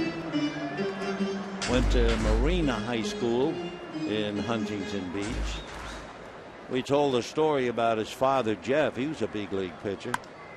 Fly ball to right field. Coming over to get it is Cunningham. And we have one down in the 5th inning. Say, remember, you can join the Dodgers September 13th, 7:10 with Arizona. Fans receive a throwback fleece blanket honoring their days in Brooklyn at Ebbets Field. Compliments of Pizza Hut. For tickets, visit Dodgers.com/promotions. One away, 5th inning, Tony Gwynn. Single to right, fly deep to right. Tony hitting .262. Bunts up along third. Good bunt. The throw by Johnson in time to get him, and then the ball is dropped at second, coming over to cover. So Guzman went to the bag and just seemed to catch it and drop it. Orlando Hudson racing back to back up. So Guzman will draw an error. Win safely aboard. The out, whoops, the safe.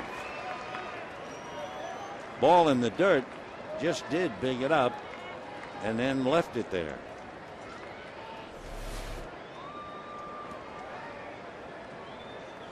So Tony Gwynn at first, Matt Kemp the batter. They have not put error yet up on the board. We'll wait and see.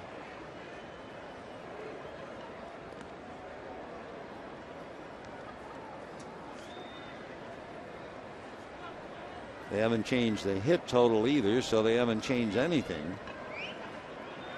And it will be the error. It should be charged to Guzman.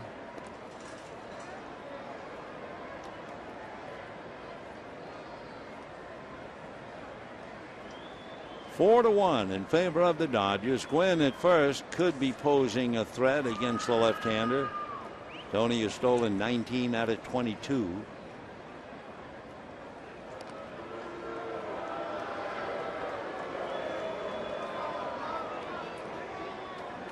So the horns of the so-called dilemma certainly are facing Wade LeBlanc, trying to hold on Gwynn, trying to restrain Kemp.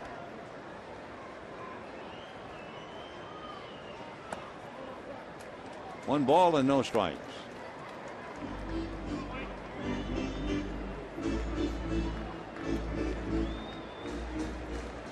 LeBlanc tries to have a slide step, meaning his right foot doesn't come very high off the ground in his delivery. Tries to sneak it on the corner and does. 1-1. Josh Spence, the young left-hander with the Padres, we've seen twice. He really has a jelly leg. His right leg looks like a strand of spaghetti. It moves so much. 1-1.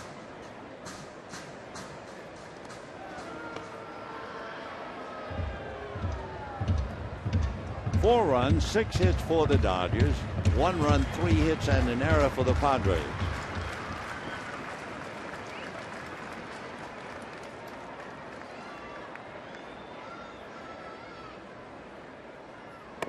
And ball 2.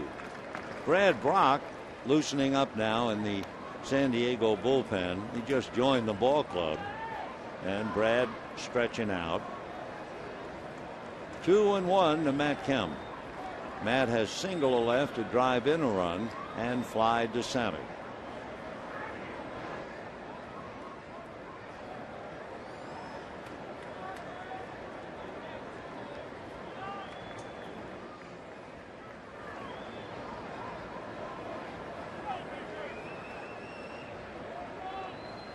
There goes Gwynn, and a foul ball. So Tony will have to go back, try it again perhaps, and a 2-ball, 2-strike count. Kemp followed in the lineup by Rivera. 1 out, 5th inning, 4-1 Dodgers.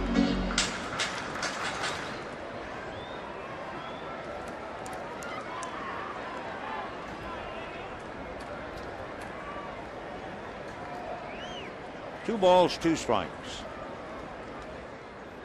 Gwynn is not going, and it's ball 3.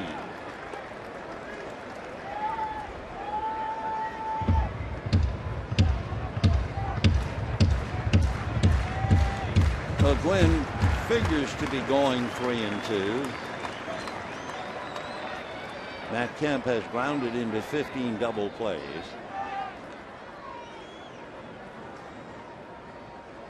Gwynn goes. Missed at the plate, the throw on a bounce, and the tag in time, and the Padres get the double play. So down go the Dodgers, and at the end of 5, they lead 4-1.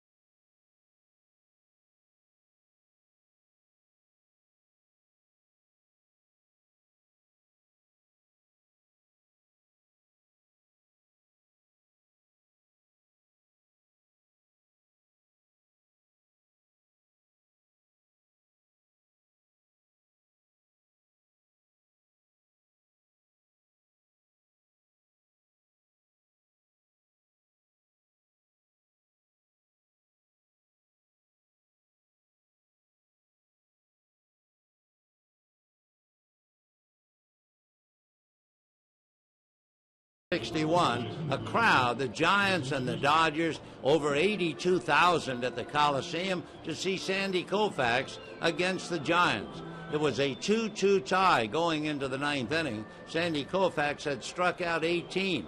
He broke Dizzy Dean's National League record, tied Bob Feller's American League record, and would you believe, scored the winning run. Tell you why, but let's go back to this one.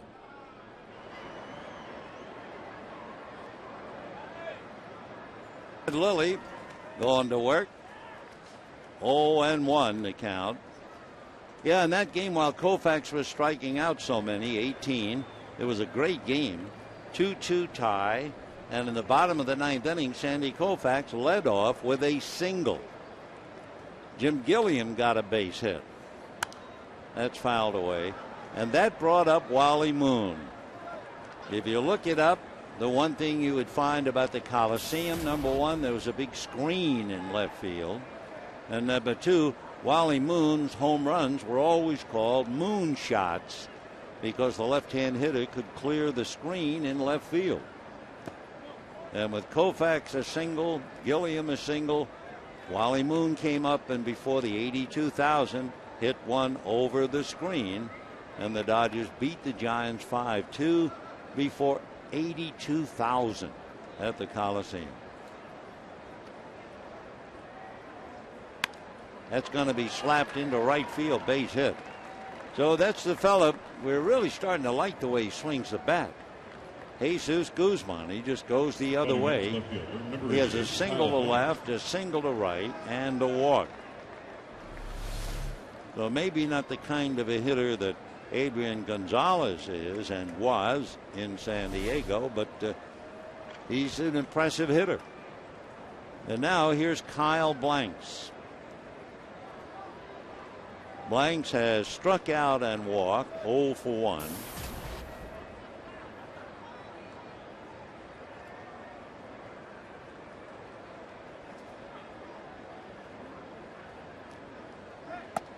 Off the plate. 1 ball and no strikes. Well, we've been talking about the collapse of the Giants, the fact that they can't score.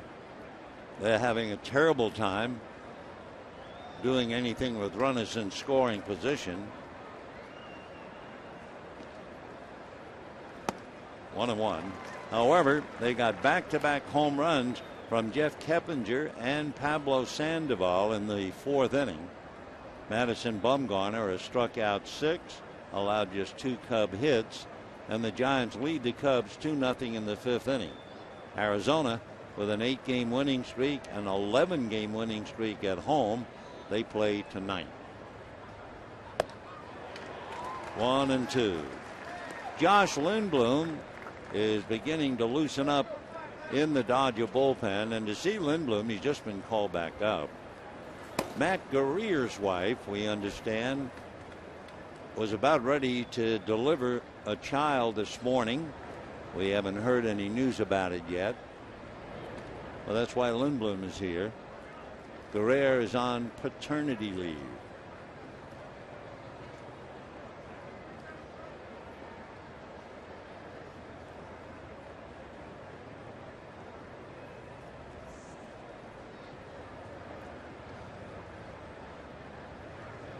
Slow curve and a hopper speared by Blake. He does a 360 for 1, and that's all.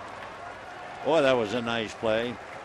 Blanks rips it, and Casey, like a revolving door, comes up with the ball and turns it into a fourth.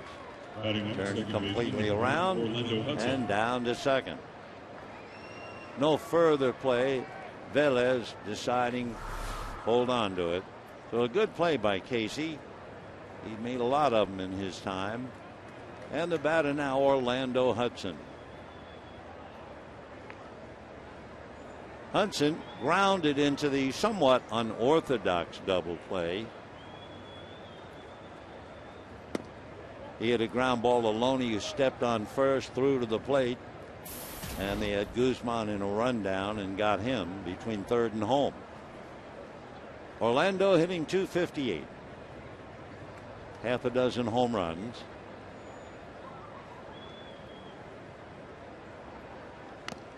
Foul back, 1-1. 1 out, 6th inning, 4-1 Dodgers.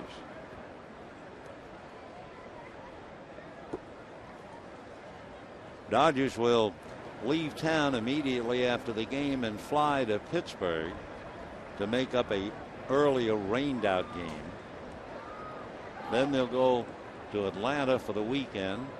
Then 4 weekday games, actually weeknight games in Washington, and then to San Francisco. 1-2 the count.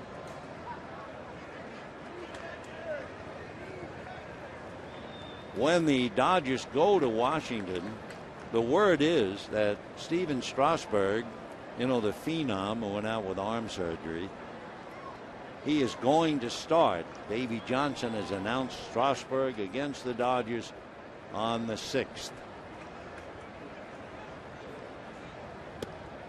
2-2. Pitch count now has gotten up to 101. So that's why they've had Lindblom down in the pen. 2-2.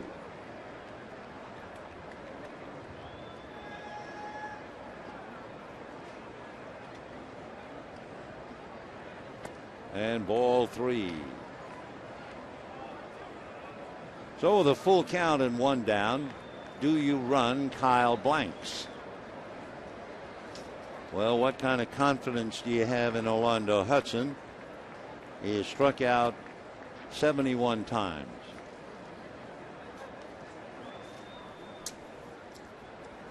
Blanks is going, and it's missed at the plate. The throw goes on into center field off Vela's glove. And let's see.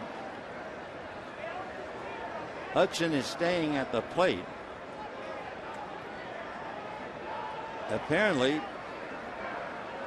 even though the Dodgers completed the play, and now Don Mattingly's going to come out and say, wait a second, what happened there? So Hudson has struck out. He's walking back to the dugout, and Mattingly is getting it explained. So we have 2 out. Blanks at second base when the throw went off Vela's glove. And the batter coming up will be Alberto Gonzalez. So there was a little confusion when Hudson stayed at the plate. But he has struck out. 3-2, a stolen base for big Kyle Blanks. That is his first stolen base of the year.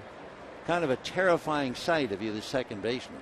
You see, here comes Kyle Blanks, and there's a line drive base hit, so Blanks will score. The ball is going to go all the way to the wall. Gonzalez into second base with an RBI double, and the Dodger lead is now 4-2. They get the mix-up on the relay coming back to the infield, and going all the way to third is Gonzalez. There's also a collision with the third base umpire, C.B. Buckner, who's limping. So in the famous line of a Laurel and Hardy movie, a fine mess you've got us in. The throw heading towards the infield, and the Dodgers played fast and loose. It got by both cutoff men. The shovel towards Casey Blake, and there were 3 men there, including Lilly, who wind up catching it. And the backup man, it was Eugenio Velez, who crashed into C.B. Buckner for his first hit of the year. So C.B. Buckner on his hands and knees, now getting up. So Gonzalez, a long double that scores Blanks. Be an error charge. They had to figure out somebody, and they're going to give the error to Tony Gwynn. And fortunately, the man from Jamaica, C.B. Buckner, is okay. So give Gonzalez a base hit, a run batted in. Scoring is Blanks. Dodgers 4 runs, 6 hits. Padres 2 runs, 5 hits. Now Mattingly going out to the mound. Ted Lilly has not given the Dodgers a lot of pitches, but he has certainly pitched well enough. But he has run his course and comes out having made a little over 100 pitches. We'll be right back.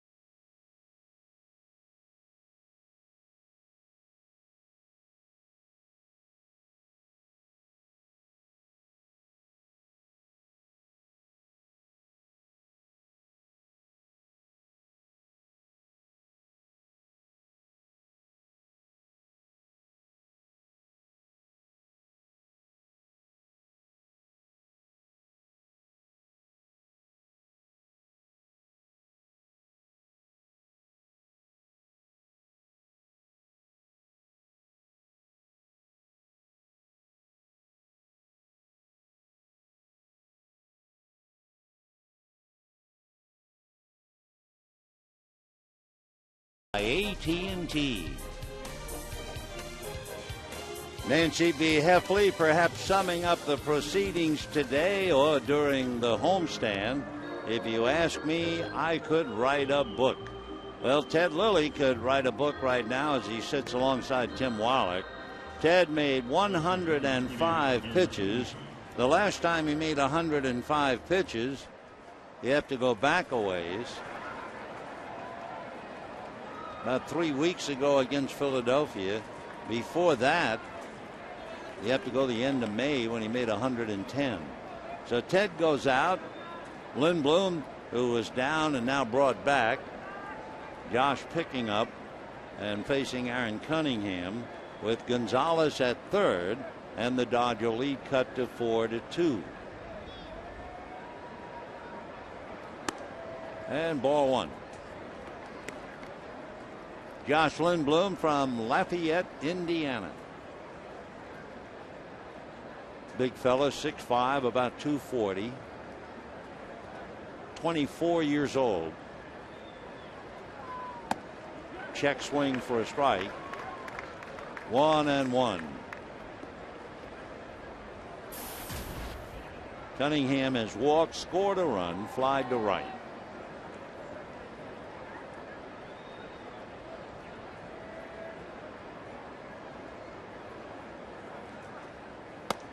And ball two.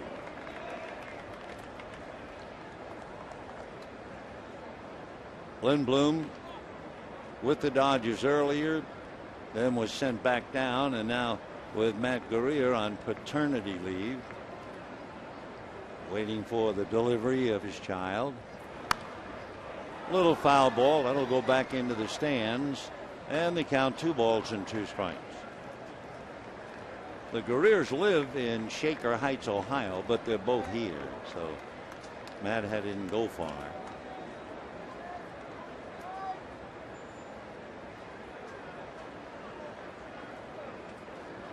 Two and two.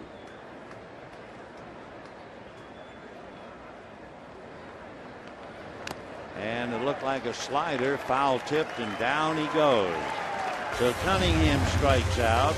They leave Gonzalez at third base after picking up a run, and the Dodgers lead 4-2.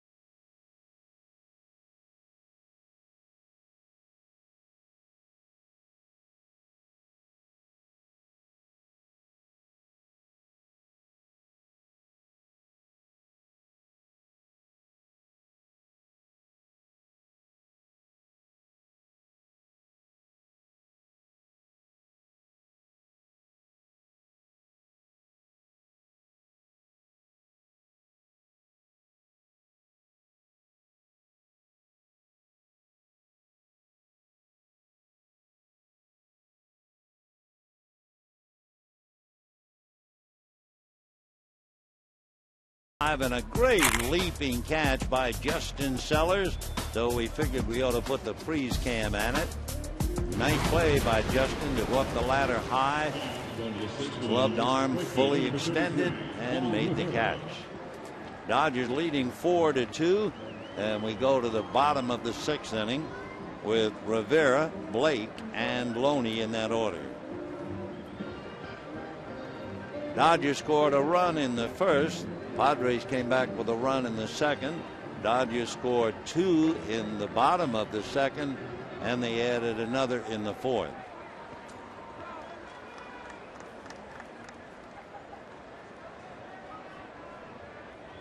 Wade LeBlanc is due to bat second when the Padres hit in the 7th inning. So Ernesto Frieri, veteran right-hander, throwing in the pen. 1 ball and no strikes to Rivera, grounded into a double play and grounded to third.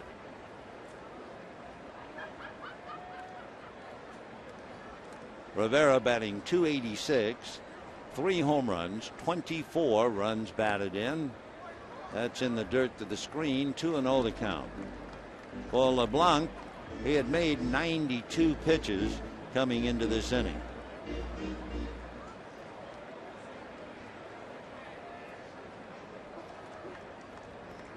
LeBlanc, good size, typical big leaguer, 6'3", 200. That's foul back. 2-1 to Juan Rivera.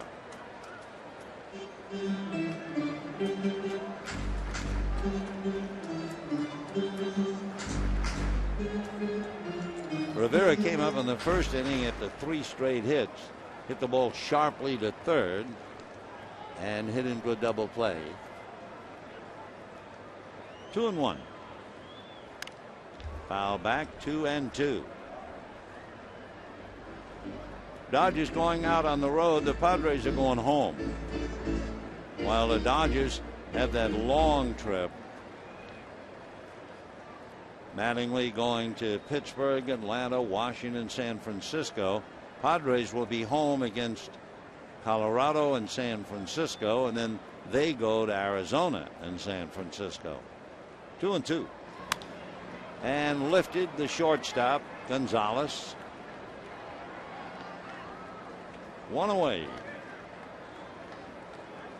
Dodgers third baseman Casey Blake coming up, grounded out, double to left.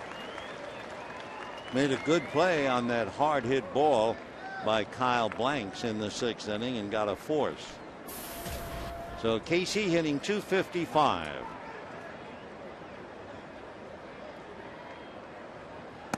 In there. 0-1. When the Padres come up in the 7th, they have Johnson, then LeBlanc is due. That's why Frieri's warming up, and then Venable.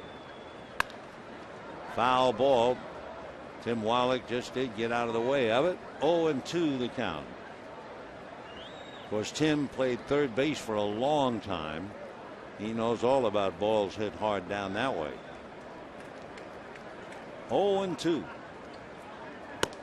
And down he goes. So Blake opens up the inning behind Rivera, quickly 2 out, and James Loney the batter. First baseman number 7, James Loney. LeBlanc with 3 strikeouts. Loney has walked and single to right. When he walked, Barajas followed with a home run. His single to right brought Casey Blake home. So James 1 for 1 with an RBI. And a strike. 4 runs, 6 hits for the Dodgers, 2 runs, 5 hits for the Padres on a pleasant summer's afternoon. Fouled away. Might be a little bit warmer now. It was 75 degrees when the game started at 12:10. Tremendous relief, of course, here in Southern California, thanks to the marine layer coming in to cool things off. Of course, if you're sitting in the sun, got to be pretty hot anyway. Little pop fly to Gonzalez. Nice inning for LeBlanc. Dodgers go very quickly. And at the end of 6, Dodgers 4, Padres 2.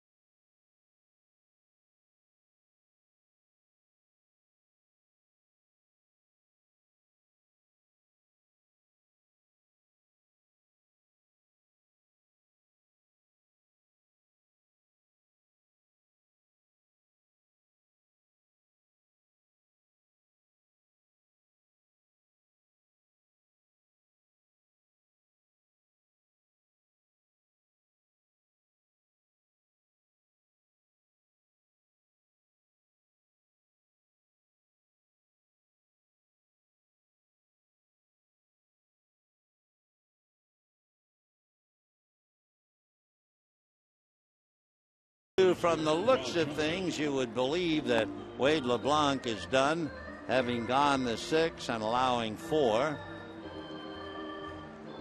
Made 103 pitches. Ted Lilly made 105.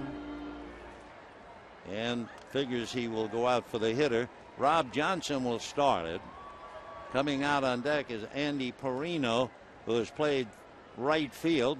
Jamie Carroll, meanwhile, has taken over at second base for Eugenio Velez. And Josh Lindblom is waiting for Rob Johnson.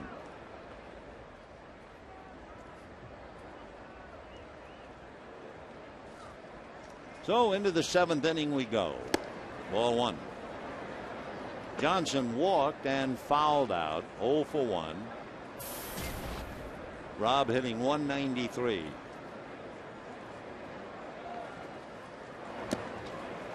A little low. 2-0 the count.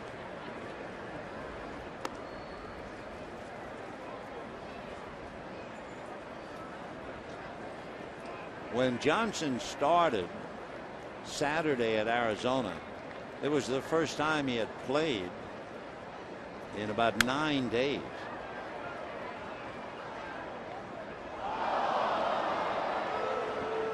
If you take a catcher and all of the pitchers that he has handled, so-called catcher's earned run average, his ERA would be very good. 3.2. Ball 3. 3 home runs. It's a career high for Rob.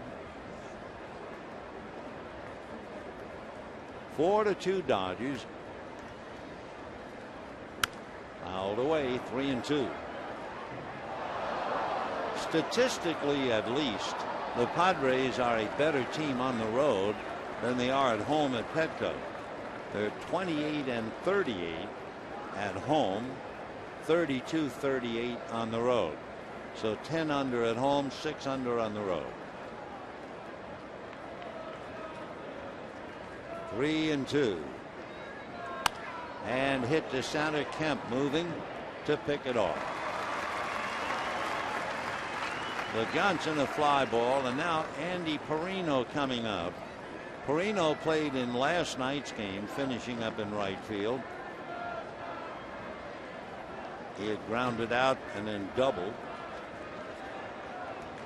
First game he made a brief appearance and struck out. And he's hitting For the Padres, pinch .231. hitting number 3, Andy Perino.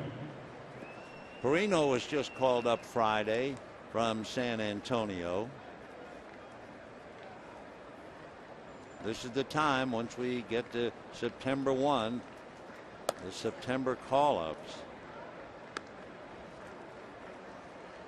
Andy Perino.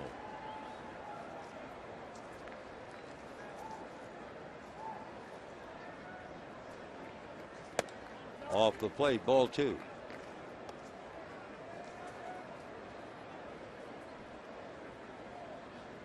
Four to 2 Dodgers. We're in the 7th.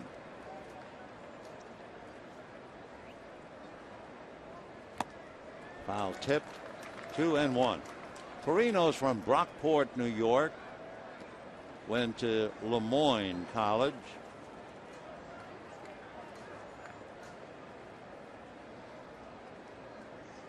He'll be 26 the end of October, an even 6, 180 pounds.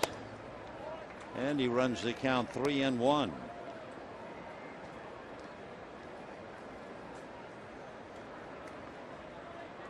Josh Lindblom just called back up, spelling the spot held by Matt Guerrier. And that's ball 4. The Perino draws the walk, and the batter will be Will Venable. Center fielder, number 25, Will Venable. Will Venable lined out, robbed of a hit on a leaping catch by Sellers. Fly to center, lined out to center, and he will not be facing Lindblom. Don Mattingly going to the mound. Scott Elbert has been down in the bullpen, and since Venable is a left-hand batter, we assume Elbert's coming in, and here he is, and here he comes. Oh, we'll be right back.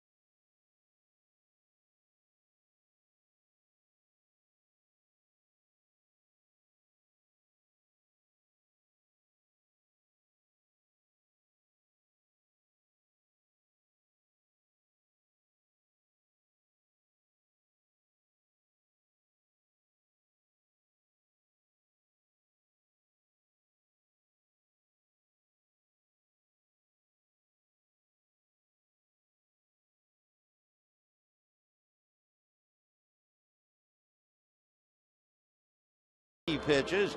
Lilly made 105. Outside of the runs, everything else is pretty much as it reads. The difference would certainly be the home run by Rod Barajas with a man aboard. Both starters are gone. It's been Lilly, Lindblom, and now Scott Elbert. And LeBlanc appears to be succeeded by Frieri. Scott Elbert has been downright tough on left-hand hitters. They're batting 182 against him. And he starts Venable with a strike. Will is 0 for 3. And Elbert coming in out of Joplin, Missouri. Lives in Seneca, Missouri now. Dodgers made him a first-round pick 7 years ago. Foul back, so he has Venable 0-2. For Scott Elbert, no doubt a late bloomer, because the Dodgers signed him in 2004. He's been up and down a few times, but now at 26, the Dodgers feel he's truly become the pitcher they thought he would become. He inherits Perino at first while working on Venable. Mike McDougald is down in the bullpen backing up Elbert. Dodgers 4, Padres 2, 7th inning. 0-2 to Venable. And down he goes, so it continues. Left-hand hitters are hitting less than 182 against Elbert. Coming to the plate, number 12, Logan And the Forsythe. batter will be Logan Forsythe.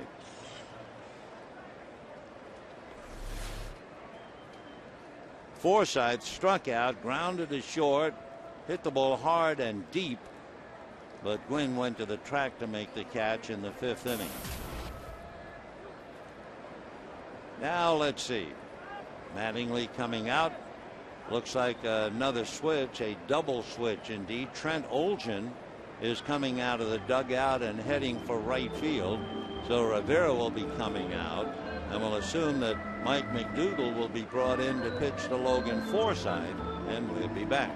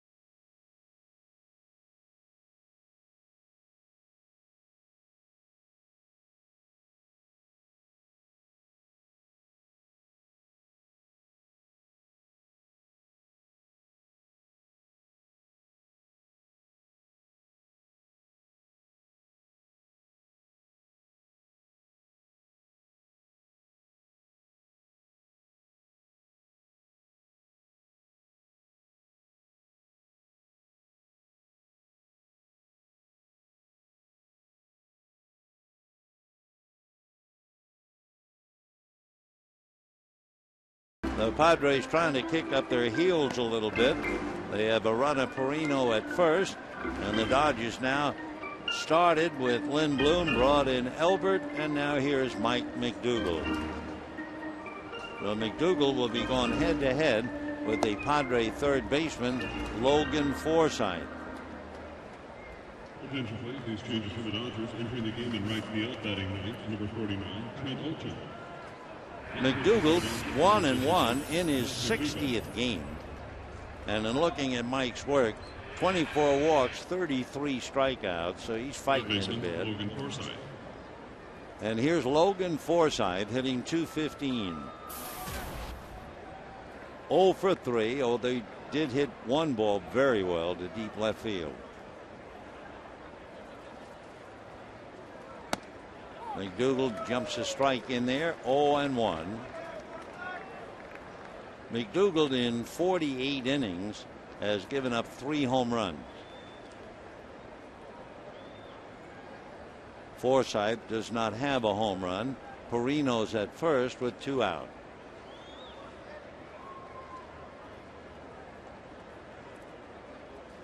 Perino hasn't played that much to really get an eye on whether he can run or not. He's not been involved.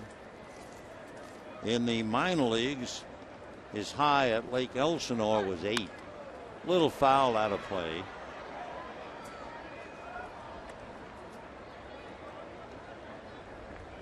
Perino at San Antonio this year stole only 3 bases, so he's not a rabbit.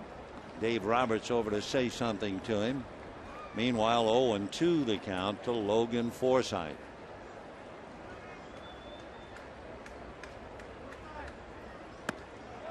One and 2.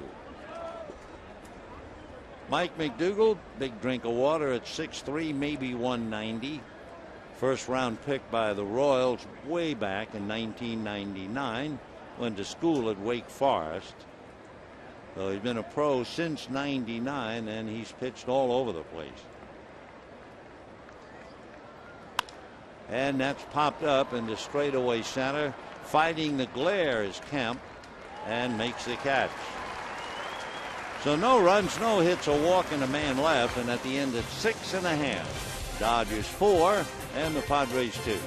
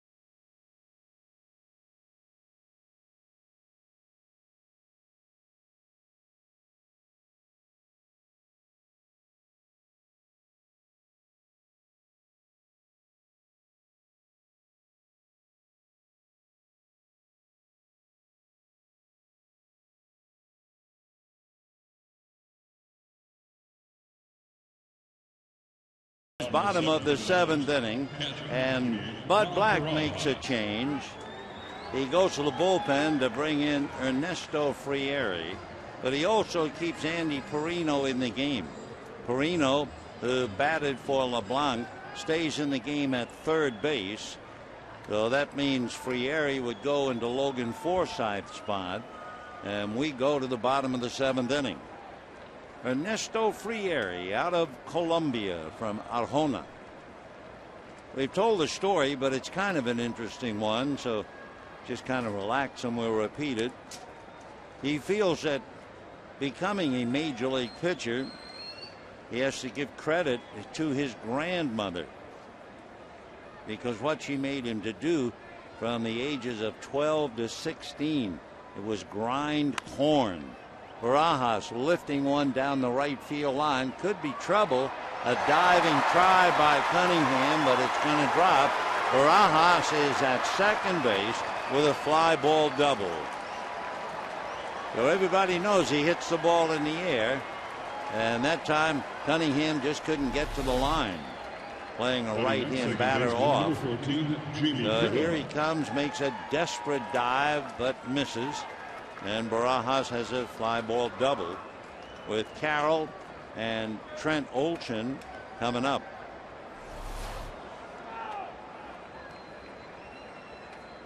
So Rod Barajas doubles inside the right field foul line. By the way, his 10th double. His home run today was his 15th. Carroll now in his first at bat of the day shows bunt, almost has the bat knocked out of his hands. 0-1 the count. Let's get back to Frieri a moment. From the ages of 12 to 16, he'd get up every morning, spend 2 hours turning the crank on a machine to ground the corn for his grandmother's tamale business. She made 200 to 300 every morning, and he ground all the corn, and as he says with a grin, that's a lot of corn. So it really strengthened his right arm. 1 ball and 1 strike. Then after grinding the corn, they'd make the tamales, and then Ernesto would have to go out and sell them for about 10 cents. So every day he would begin at grinding the corn, but now in looking back, he realizes how important it was. 1-1 to Carroll. He bunts in the air, diving, juggle, and drop. Was there a tag? Apparently so. Yep. So that was a scramble. Guzman dropped it. Carroll, trying to get up the line, was tagged out by the first baseman.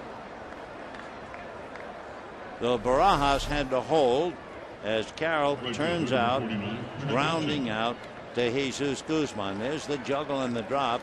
There's Carroll with nowhere to go, and the tag. Down in the bullpen for the Padres, Joe Thatcher is warming up. The Dodgers have Trent Olgin to bat, but he might be called away. We'll see. So while they make the pitching change, we'll be back.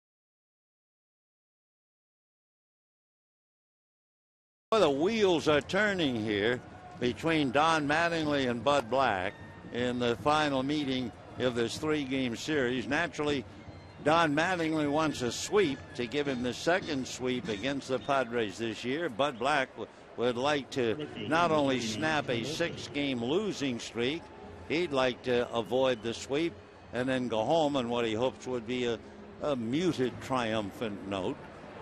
Though both managers wheeling and dealing, left-handed Joe Thatcher now will be pitching against Trent Olgin. Thatcher out of Indianapolis, Indiana, originally signed by the Brewers. Joe's 6'2", about 230. Went to school at Indiana State.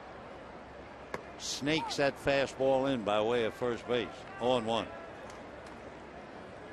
Signed by the Brewers, but he first came up to the Padres in 2007, and he has stayed with them with trips to Portland and to Tucson. 0-2 the count to Trent Olgin. Olgin batting .236, 2 home runs, half a dozen runs batted in. Good eye, Mike. from Australia. Rod Barajas with a pop fly double at second base and 1 out. Olson will be followed by Sellers.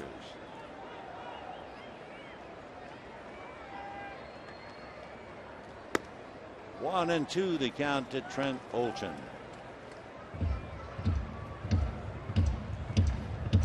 Trent in that tough role. Can't break the outfield. Not with Rivera, Kemp, and Ethier. 1 and 2. And down he goes. So Thatcher comes in to take care of Olson. And with 2 out, Justin Sellers coming up. And we're going to go to the pen again. Brad Brock will be coming out of the San Diego bullpen. Brock just joined the ball club, so we'll tell you a little bit about him when he comes in. And right now, we'll be back.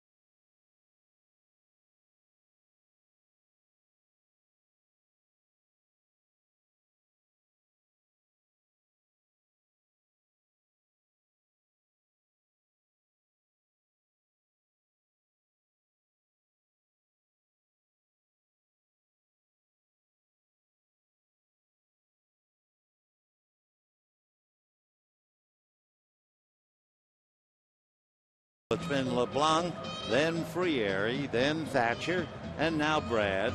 He's a Jersey boy from Freehold, New Jersey. Went to school at Monmouth University. He was drafted in the 42nd round by the Padres in 2008. His bonus, $1,000. So in this day and age of boxcar numbers, Brad got $1,000 and happily went to training. Last couple of years, Elsinore, Tucson, called up from San Antonio. Fastball, splitter, and a slider. And he'll be facing Justin Sellers. Sellers single to right, lined out to left, fly to right, 1 for 3. Hitting .254. And a high strike, looked like a slider, 0-1. Rack's a big man, 6'6", 210.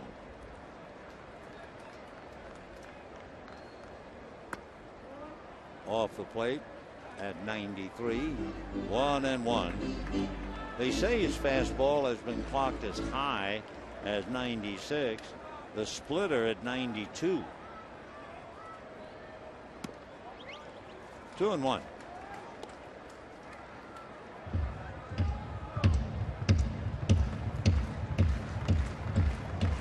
Sellers trying to pick up Barajas from second base. 4-2 Dodgers, bottom of the 7th.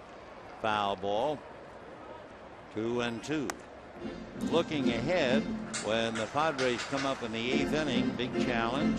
Jesus Guzman, Kyle Blanks, and then Orlando Hudson. So Bud Black wheeling and dealing, as is Don Mattingly. 3-2. On deck, Tony Gwynn.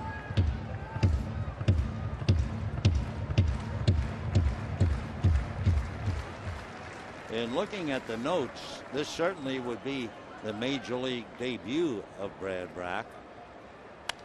Foul ball.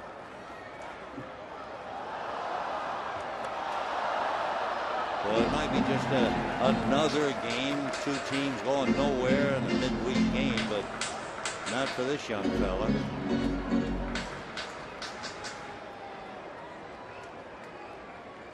He was selected today from Tucson, and this is his debut. And he's ball four.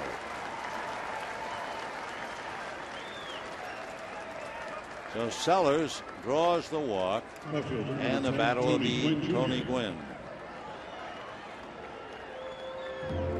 So Thatcher came in, used 4 pitches, and struck out Trent Olson. Now Brach comes in to walk Sellers. Gwynn singled to right, flied to right, and reached on the error by Jesus Guzman.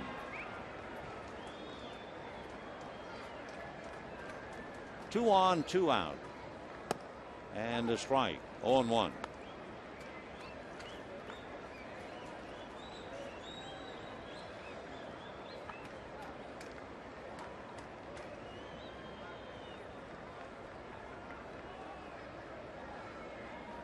Fastball, soft line drive at second base, and that's it. Hudson takes care of it. So no runs, 1 hit, 2 left. And at the end of 7, 4-2 Dodgers.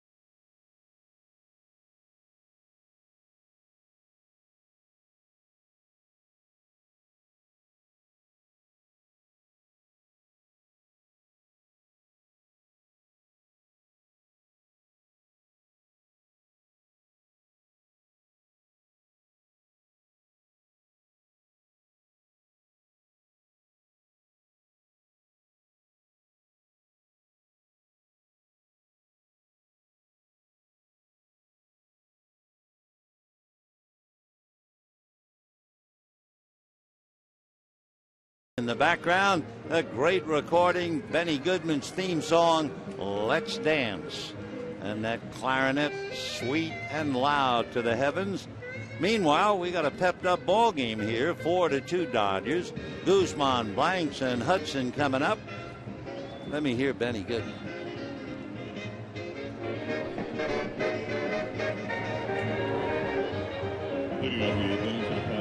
First baseman, number 15. All right, it's a throwback day, and it's a good ball game. Jesus Guzman, he has been a thorn in the Dodgers side.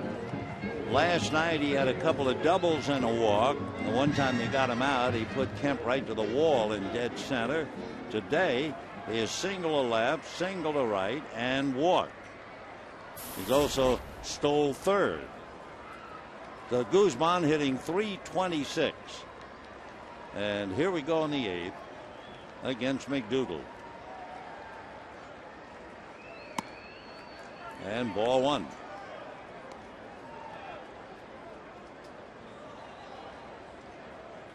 One ball and no strikes for the boy from Sucre in Venezuela. On deck, Kyle Blanks. And a strike, 1 ball and 1 strike.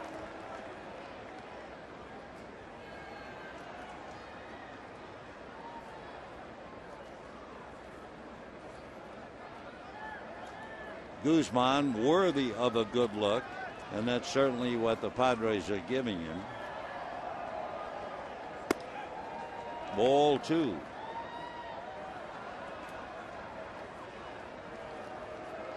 McDougal, the fourth Dodger pitcher, Lilly, Lindblom, Elbert, and now McDougal.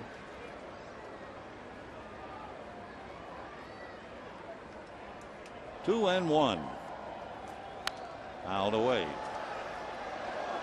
Prior to playing with the Padres this year, Guzman had a cup of coffee with the San Francisco Giants in 2009. So he's been scratching basically for 11 years in the minor leagues.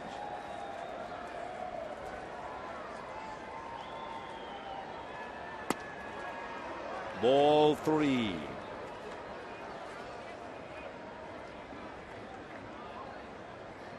So McDougal certainly doesn't want to look at blanks representing the tying run. So he's got to throw a strike here. 3-2 the count to Jesus Guzman. Fouled away.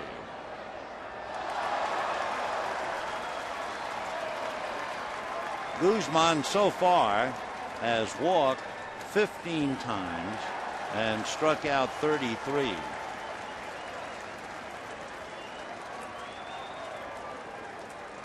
Of course, he's only played 58 games. 3-2. And he promptly bangs it into left field. You gotta like the way he swings the bat. Wow. He's 3 for 3 with a walk. And a couple of doubles last night. You know, a reminder, Fox Sports Game Connect, the ultimate online experience for fans. Log on to take part in the most interactive forum during Dodger games. Stats, trends, live Twitter feeds. Fox Sports Game Connect, now available on foxsportswest.com.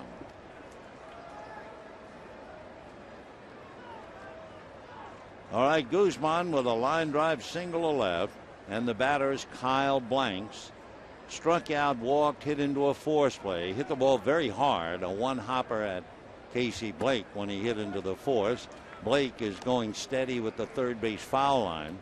The last thing the Dodgers want now is an extra base hit. 1-0 the count to Blanks.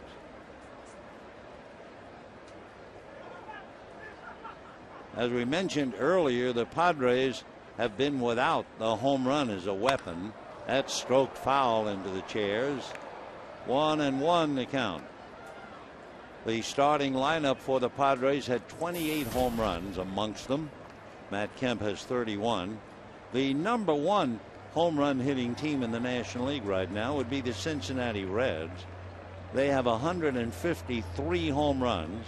That's almost one away from being double what the Padres have, a total of 77. And a drive to left, going over to get it and picking it off is Gwynn. The Blanks, a nice easy swing and a long out to left. The one down, and Orlando Hudson coming up. Orlando Hudson. The second home run hitting team in the league, Arizona, with 149. Then you get Atlanta at 149. And you drop all the way down to number 11 with the Dodgers, 99.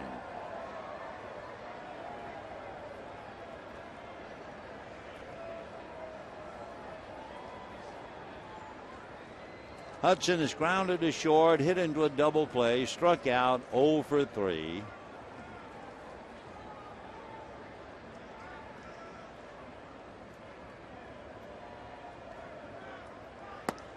And a strike on the outside corner.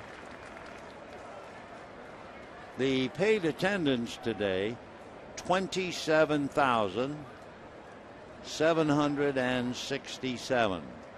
27,767. 0-1.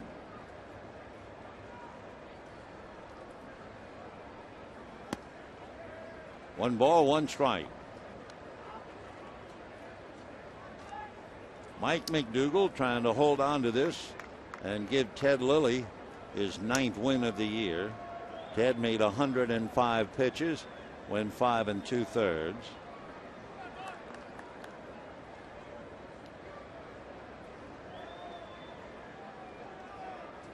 One and one.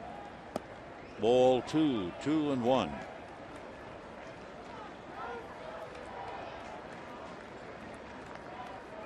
Lilly struggled, if you weren't with us, during the 5 2/3, and the tip-off was when he started one inning, long tossing from the grass behind the mound. Finally had to come out, and they brought in Lindblom, who struck out Cunningham with a runner at third.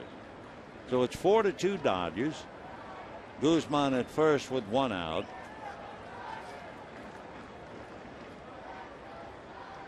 Guzman, by the way, stole third today. He's 8 for 8 in stolen bases. And that's going to go foul. 2-2. So Jesus Guzman at first base, one out, 8th inning.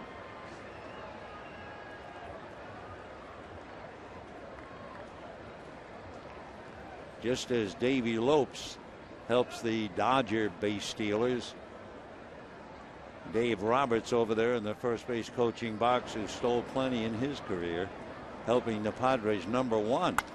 And that's going to be a flare to left. Here comes Gwynn, makes the catch, and back to first base goes Guzman. So Orlando Hudson, a little sinking fly ball. Nice play by Tony Gwynn. You have to get a good jump on that thing or it's on the grass. So Tony makes the play. 2 down. And Alberto Gonzalez coming up, and he's 2 for 3. So Barajas going out to talk to McDougal.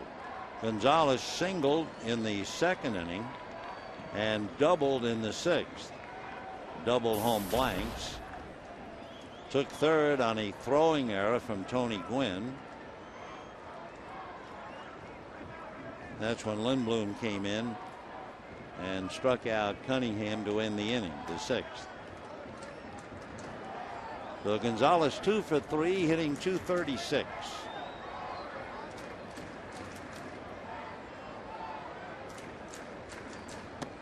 Ball 1.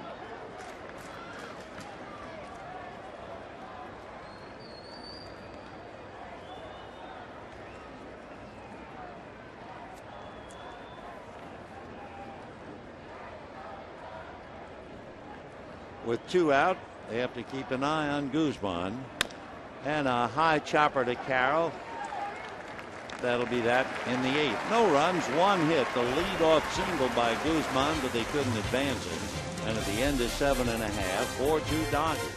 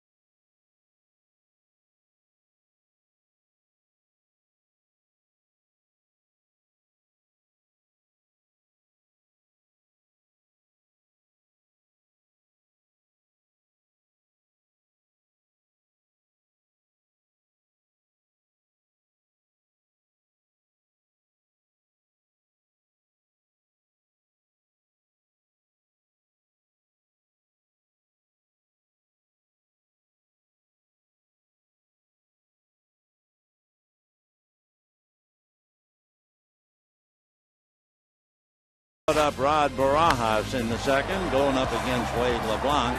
And Barajas hit one right down the line. It hit the screen attached to the foul pole for his 15th home run of the year. It was 1-1. Rod made it 3-1. And the Dodgers have been holding on to the lead ever since, taking a 4-2 lead into the bottom of the 8th inning. Barajas, always the catcher, talking to the pitching coach. And Matt Kemp, then Mike McDougald, and Casey Blake. 1 ball and no strikes. Andre Ethier comes out of the Dodger dugout. He would bat for McDougald. And then Casey Blake. Javi Guerra throwing in the Dodger bullpen. Matt Kemp singled to drive in a run, flied to center, and struck out. 1 for 3. Ground foul. Still 1-2. So Brad Brock can talk about making his major league debut by walking Justin Sellers. Got Gwynn. Now he's facing Matt Kemp.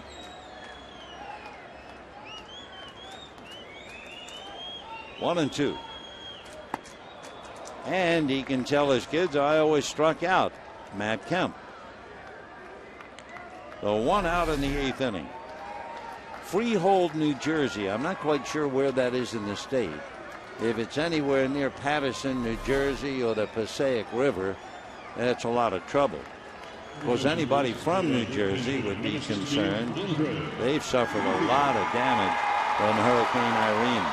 Well, now here is Andre Ethier. Ethier last night had a single and a grand slam home run in the same inning, and he also had another base hit.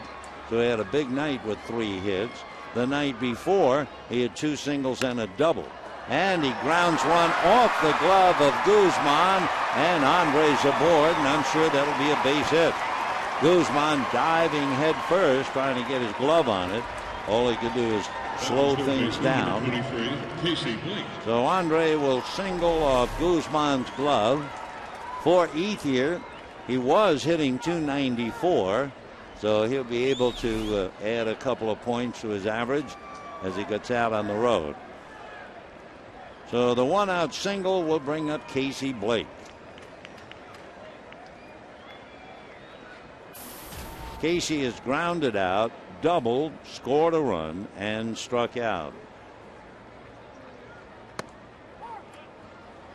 0-1.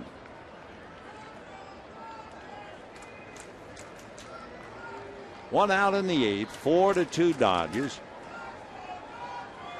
Padres will have the bottom part of their lineup due up. Due up would be Cunningham, Johnson, and Perino. Next time we see San Diego, that will be the last 3 of the year. That would be the 23rd, 24th, and 25th of September. Dodgers trying to win 11 out of 15 and 8 of the last 9, and sweeping San Diego for the 2nd time this year and the 4th sweep for the season. 1-2. Casey got a little bit of it, but not enough. Foul tips and strikes out. First baseman, number 7, James Loney. So Brad's doing pretty well. Walked a man, struck out 2, gives up a hit, and faces Loney. James walked ahead of Barajas' home run, singled to drive in Blake, and popped up in the 6th inning. So James 1 for 2, hitting .274. Strike, fastball outside corner. Brock hits 90 on the gun. Orlando Hudson 3 feet out on the grass at second base to give him a little extra range. And Loney bangs it into right field for a base hit. Stopping at second is Ethier. So 2 on, 2 out, and Rod Barajas coming up. For Loney, he goes 2 for 3 today. Dodgers catcher Rod Barajas. Rod Barajas hit a 2-run home run, flied to left, and doubled a fly ball double just inside the right field foul line. So Barajas 2 for 3, hitting .242. Rod has 10 doubles, 15 home runs.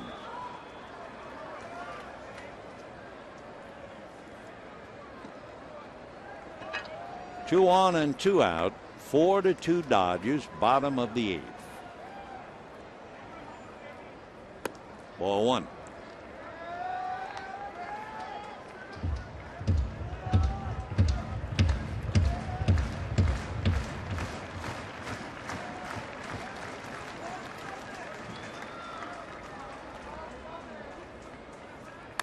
Foul back, 1-1.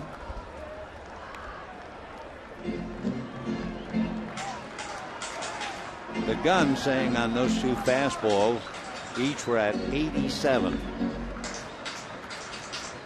Brad Brock has made 22 pitches and a 1-ball, 1-strike count to Barajas. Foul back, 1-2. That was at 88. Brock's delivery, sitting up here watching him, makes you think that he throws harder than he does.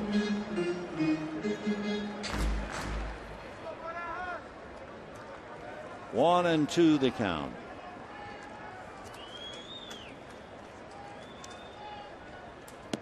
And down goes Barajas. So the Dodgers get 2 hits but nothing else. And we are heading for the 9th. Javi Guerra getting ready to come in. 4-2 Dodgers.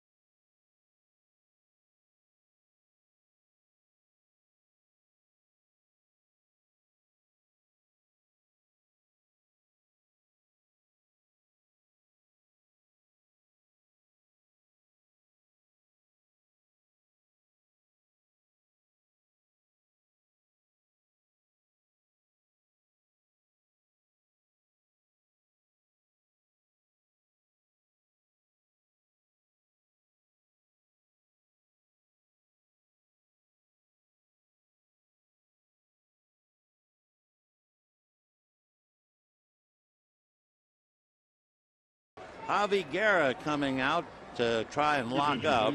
Javi is 2-0 with an ERA of 2, and in the important area, 9 walks, 28 strikeouts.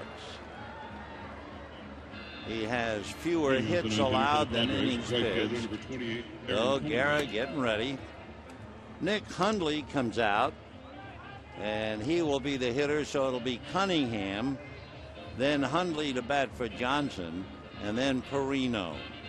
By the way, the boy from Freehold, New Jersey, Brad Brock, made 24 pitches in his major league debut, but better than that, even though he gave up 2 hits in the 8th inning, it's worth a call home because Brad struck out the side in the 8th when he struck out Kemp, then he got Blake, and he put a ribbon on the package when he struck out Barajas.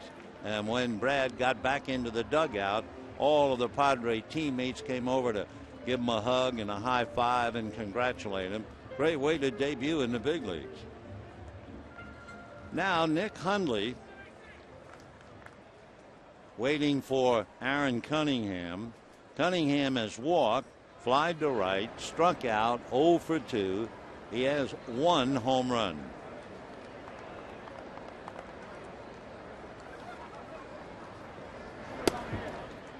little high, ball one, 1-0. For Javi Guerra, Cunningham is 0 for 1. Guerra pitched the 9th inning last night, but Cunningham didn't see him. And ball 2.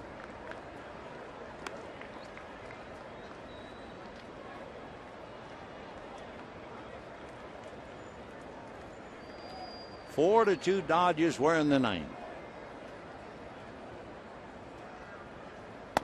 That's in there. 2-1.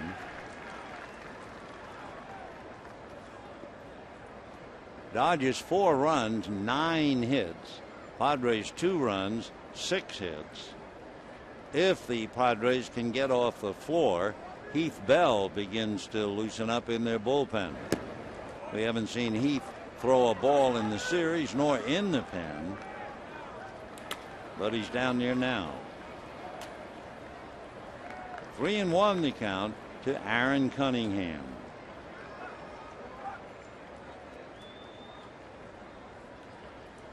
And he lifts one to count.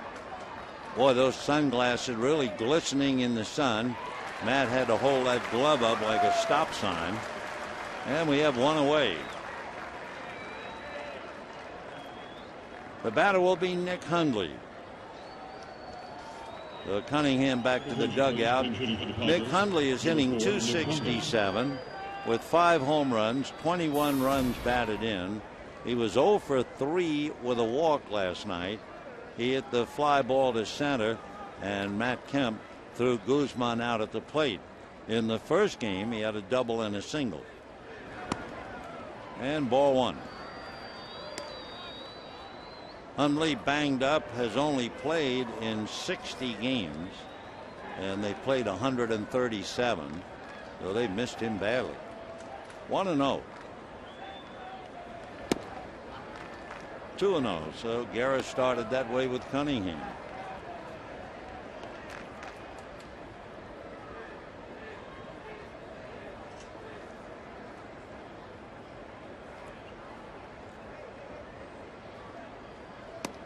And off the plate, ball 3.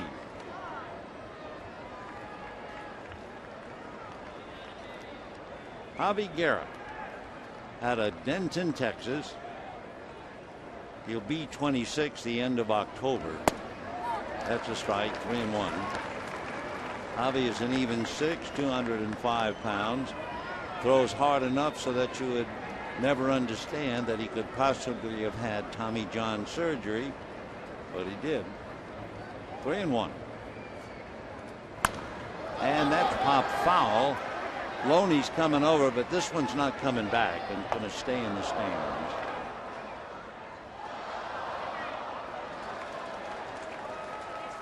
That ball bounced where almost anybody could have caught it, and there's the winner. 3-2 the count to Nick Hundley. 1 out in the 9th. Dodgers trying to win 11 of 15 from San Diego, 8 of 9, and sweep another series.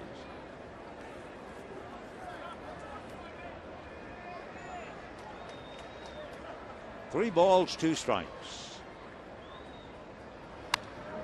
Now back. That was 96. Guerra comes in and throws hard. Tommy John surgery. What a miracle. The genius of Dr. Frank Jobe. How many careers did Frank save? And a fly ball to right, going back on it. Ethier parallel to the track, reaches up and makes a catch. We said Ethier, but it's Olchin out there. Andre appeared as a pinch hitter, but did not take the field. So we have 2 down in the 9th inning, and the batter is Andy Perino.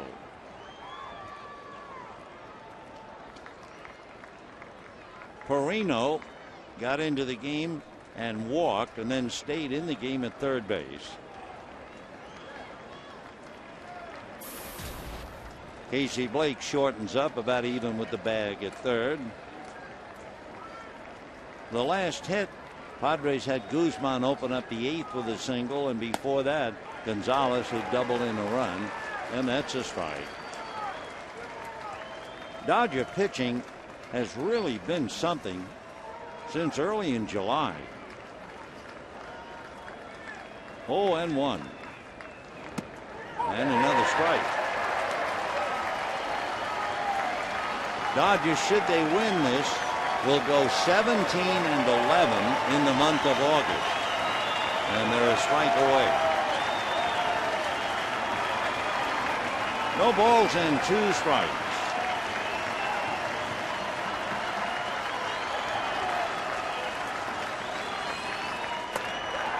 One and 2. On deck, the leadoff man, Will Venable.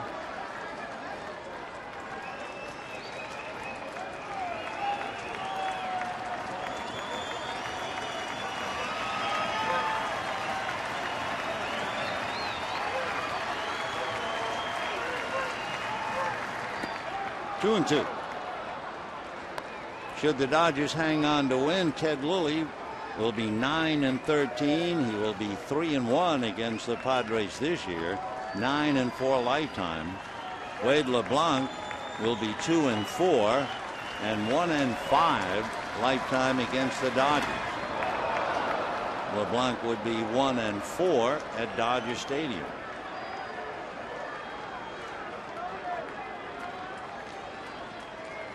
So 3-2 the count to Andy Perino.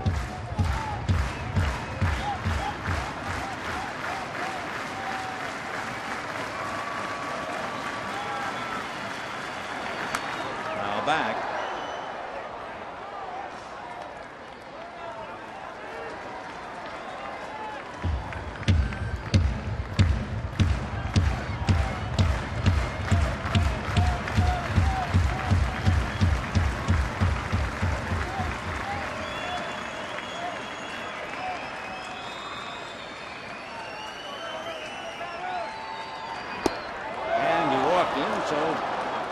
Hope burns eternal in the Padre dugout as Perino walks for the second time.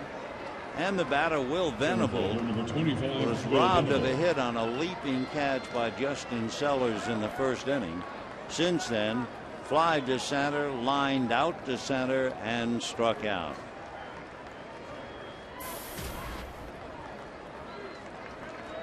Venable hitting .255. He does have 5 home runs. The runner going to second. No stolen base. That's defensive indifference. 0-1 to Will Venable.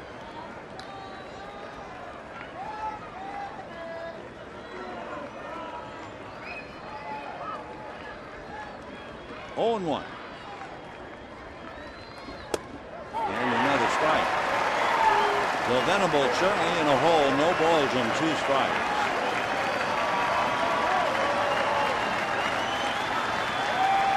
Crowd of 27,767. Trying to root Guerra home. 0-2. Ball 1. Jason Bartlett on deck. The pitcher spot hits second with all of the maneuvering in the Padre lineup. So there's Bartlett.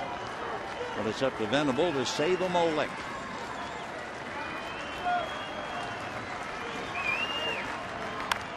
And a little dribbler, booted, recovered, underhanded, and that's out. No runs, no hits, a walk, and a man left. Rod Barajas, a 2-run home run, turns out to be a big difference as the Dodgers sweep San Diego for the second time this year.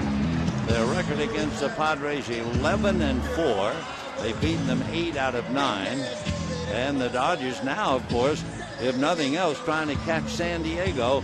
And they have, moving along, trying to catch San Francisco as they pass Colorado. So stay tuned for Dodgers Live. It's coming up next. Good afternoon, everybody.